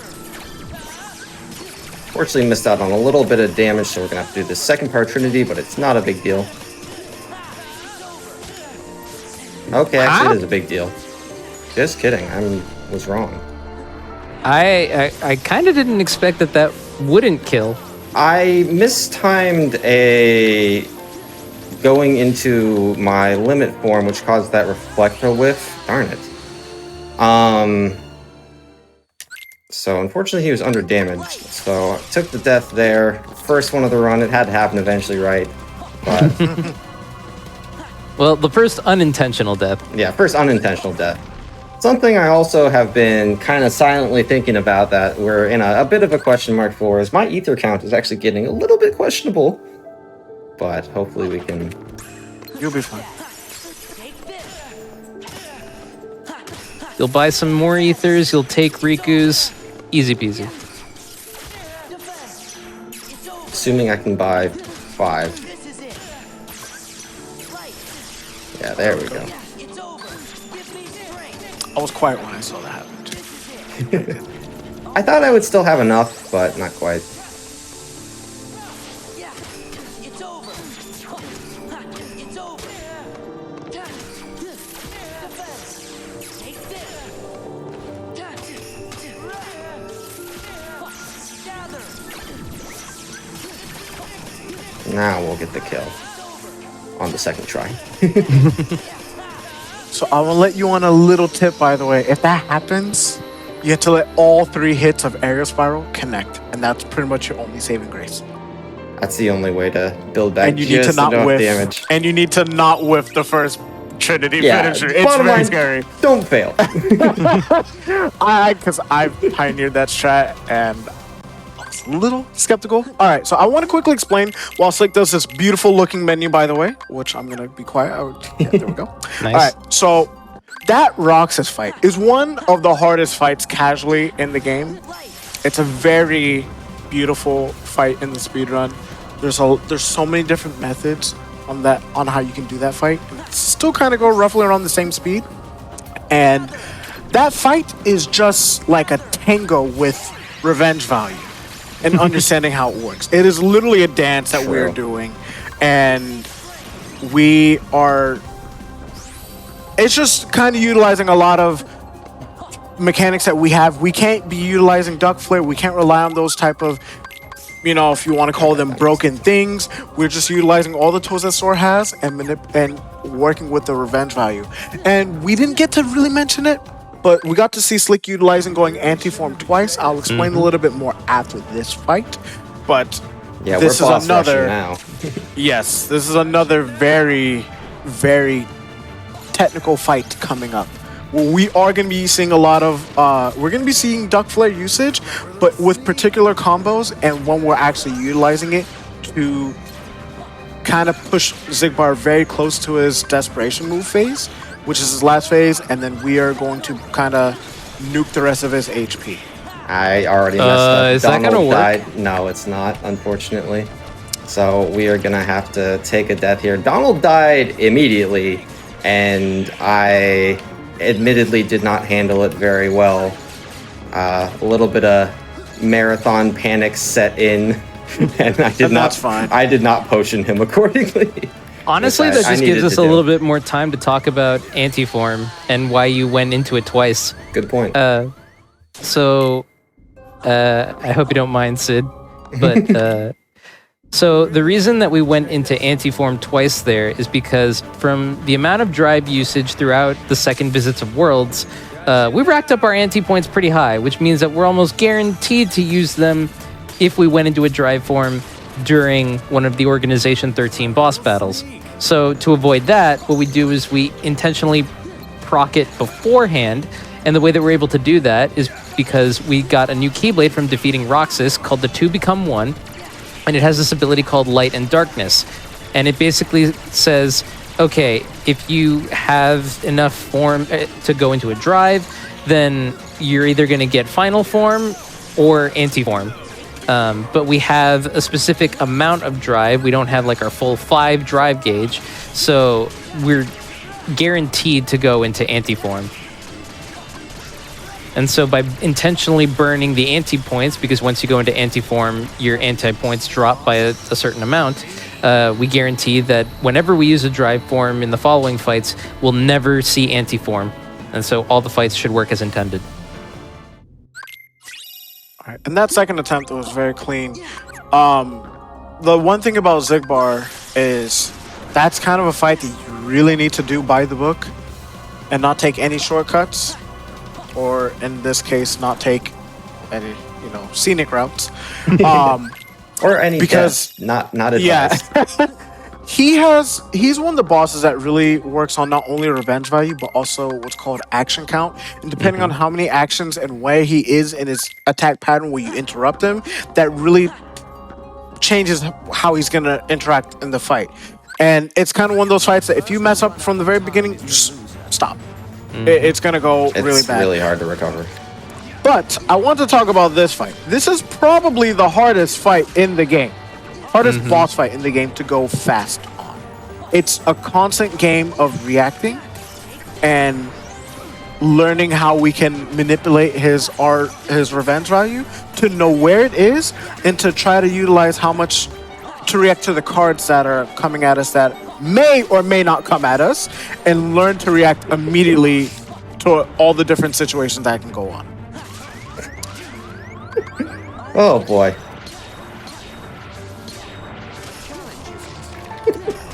So another cool thing that we will be seeing probably throughout the rest of the run is after beating Roxas, we actually got an ability called Combo Master. And if you're used to playing Kingdom Hearts games, you know that if you swing, you will continue a combo if you connect your previous swing.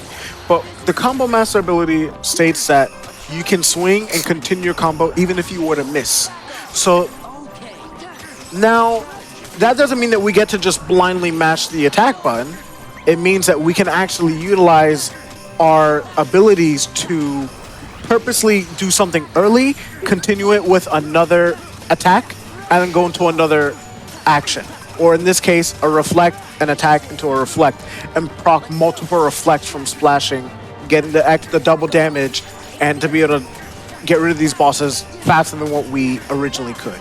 And so we are now seeing Slick actually do a series of combos to skip Luxord's DM. We really want to kind of get his time as close. I know that was very... I'm not gonna lie, that was the make silliest four fight of all different time. comments about how that fight went. there. That was the silliest fight I've ever seen. That was an We did absolute get to see a travesty, DM skip. but you know what? It worked out, I guess. We had the funky intro. We had the near perfect string of minigame attacks. Like whenever Luxord is pushed to his forced revenge on the ground, he will either jump and spawn cards or do his minigame. We want to see minigames, and Slick got all minigames, which you just don't see all that often. It was quite the marathon RNG.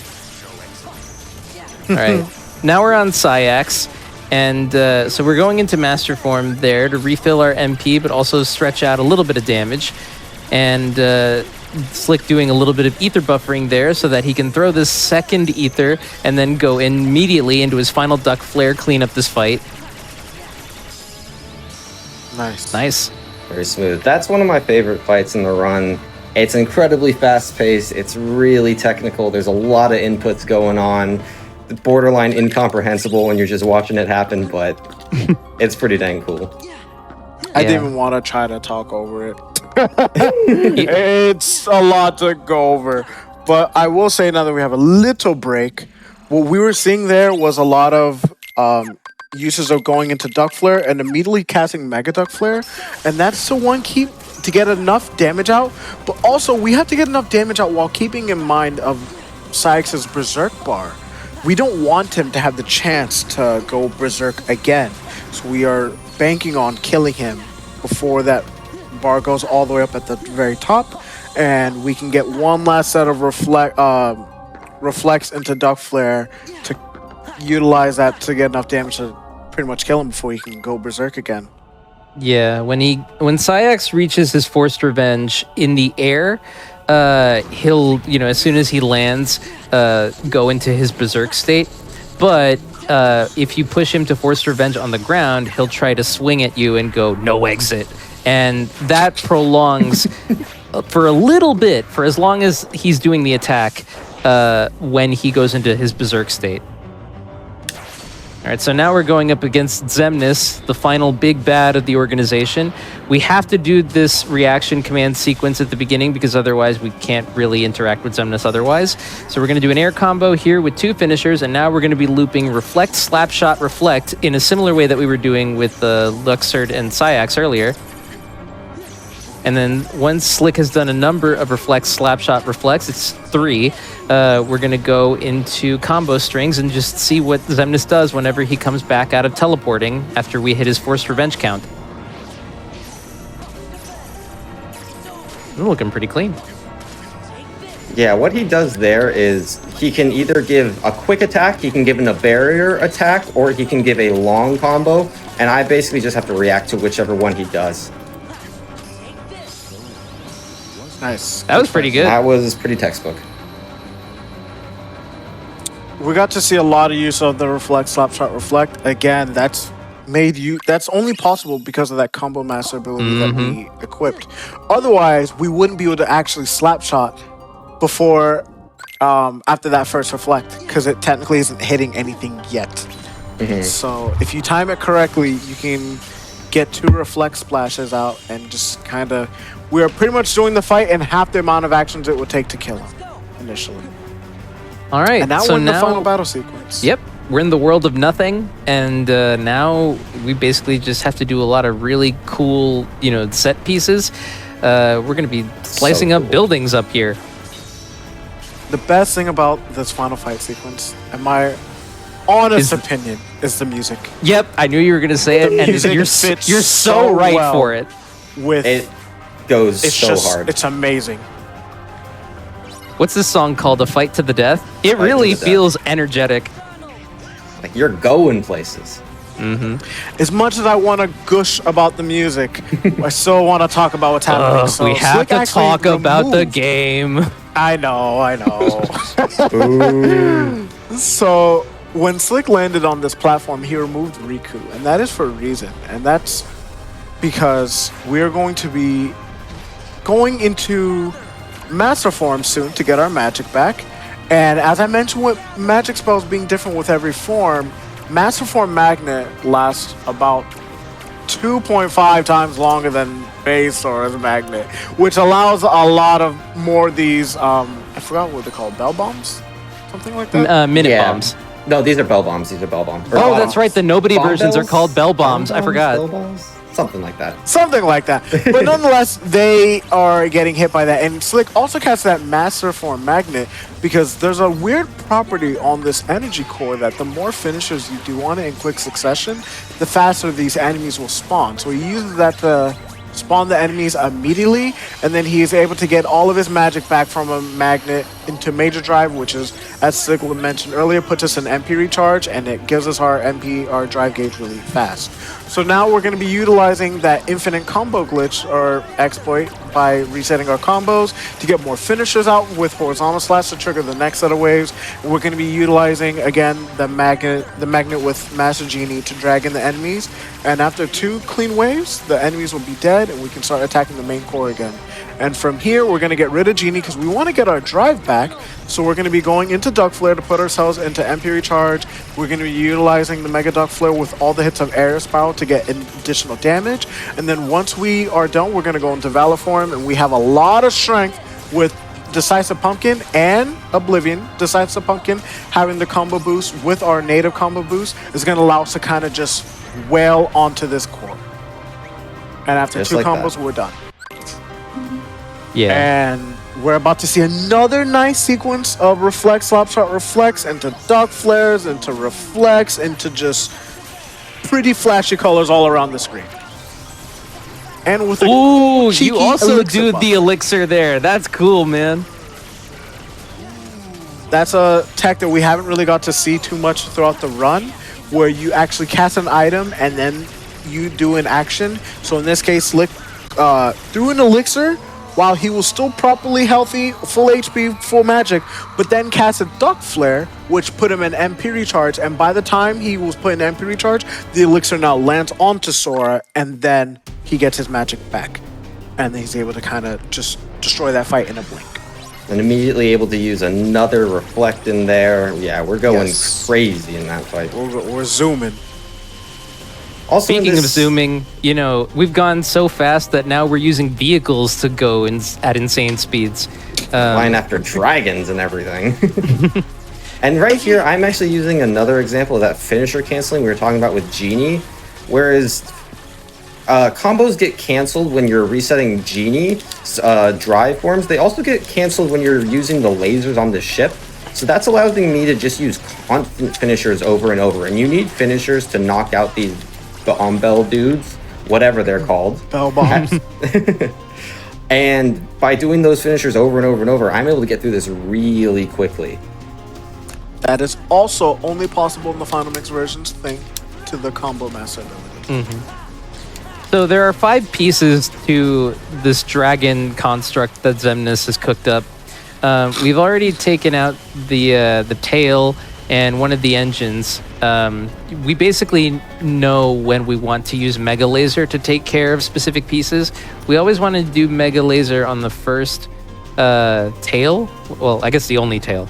But then we build up the charge on the first sort of engine core, and then we let loose a Mega Laser on the second.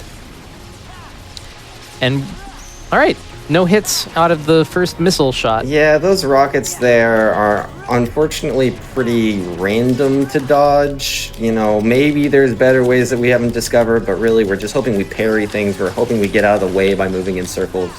Kind of a crapshoot. Well, as long as we don't take any other hits, getting hit by those rockets shouldn't be a big deal. All right, and so now on the final wing, we're gonna, let some enemies fly and then let loose the Mega Laser, and we should be done with this section. And then there are basically only gonna be 2 fights left, and then we're done with this game. See, got hit by that rocket there. Not a big deal. As long as you don't get hit 3 times, you won't die. But ideally, you don't want to get hit more than once, because otherwise, coming into the next fight, Riku will use his Cure Potion instead of having his MP saved up for his Dark Aura, which is a move that you can use by pressing triangle after you've done a combo finisher. And we're going to try and use it to reset Sora's combos so that we can keep doing finisher strings. Yep, we're going to be seeing that here. So this is just a little minor thing.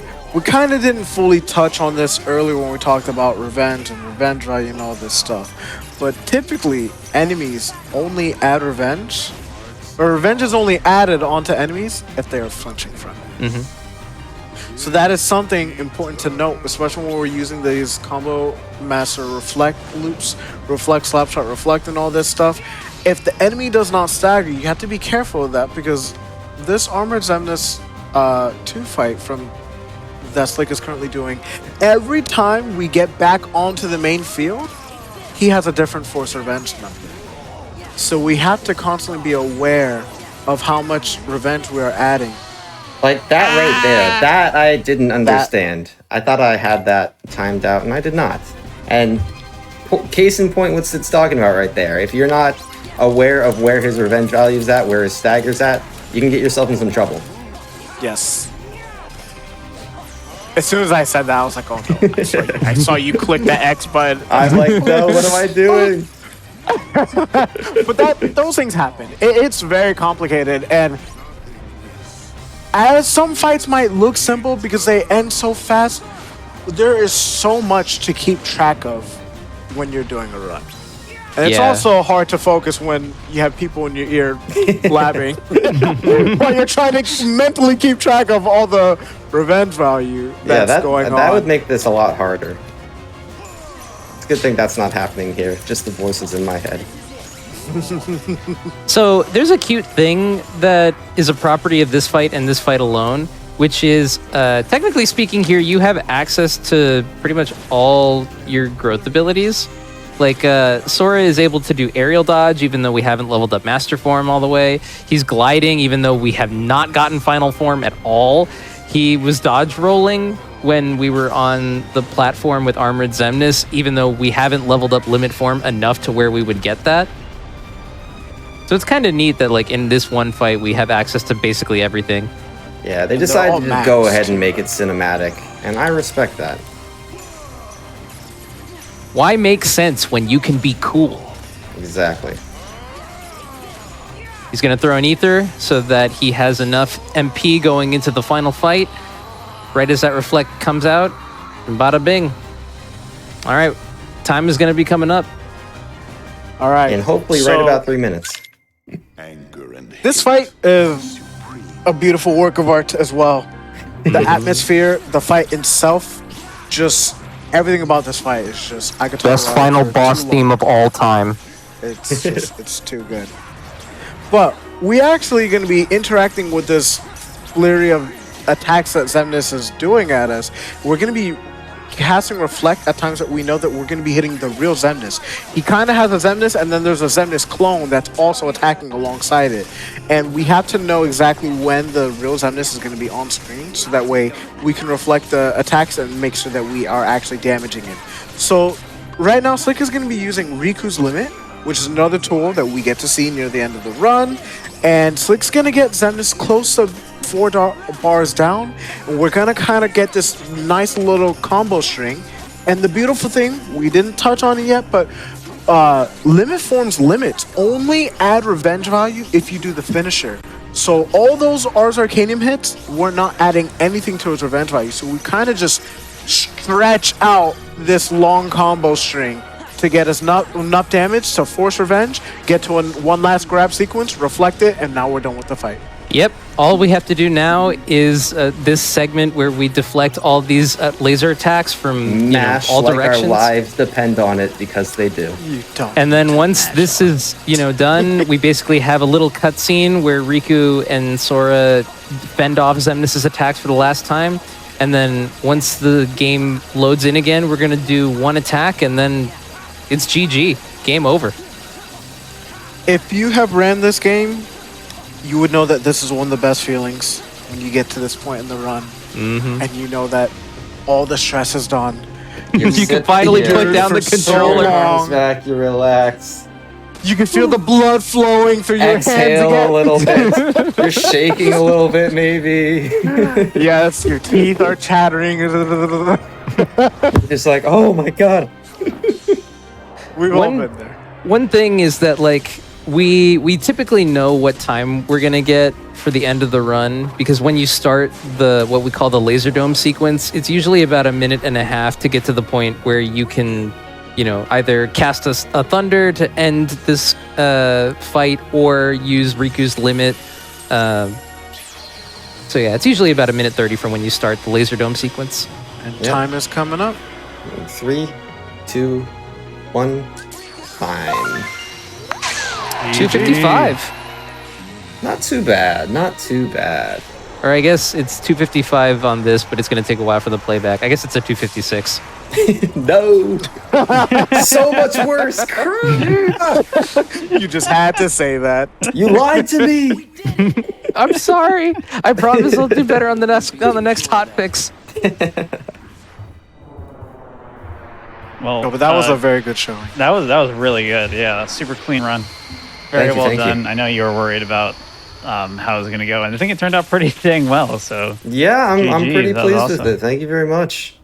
yeah, once again, everybody in chat, if you enjoyed this run at all, definitely follow Slick on Twitch, Slickzilla12. He plays this game a lot. That's all I do. So a lot of content there. You can also follow Game and Big Sid. You can see Game's name on the stream is also his Twitter handle. Big Sid's is BigSid119. They both do speedruns of other things as well. Any other shout-outs that you all would like to do?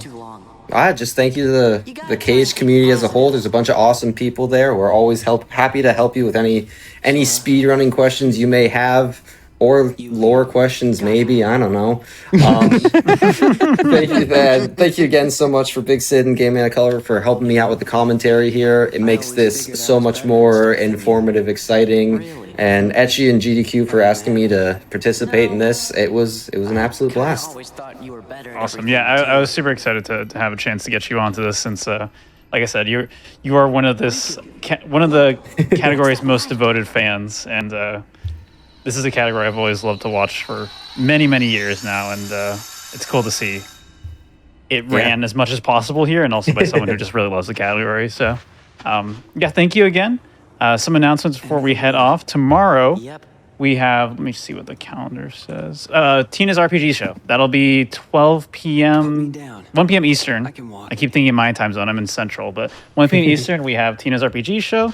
And then I will actually return, I believe, 3 hours later for 4 p.m. Eastern with a Final Fantasy 1 pixel remaster, any percent speedrun. And then I'll also be back Sunday, 1 p.m. Eastern, with a Monster Hunter World Iceborne speedrun. So lots of me you'll see around this weekend. Definitely tune in for those other shows. And also, again, Tina's RPG show tomorrow. Thank you so much for watching Hotfix, and hope to see you all next time. Take care. Have a good night.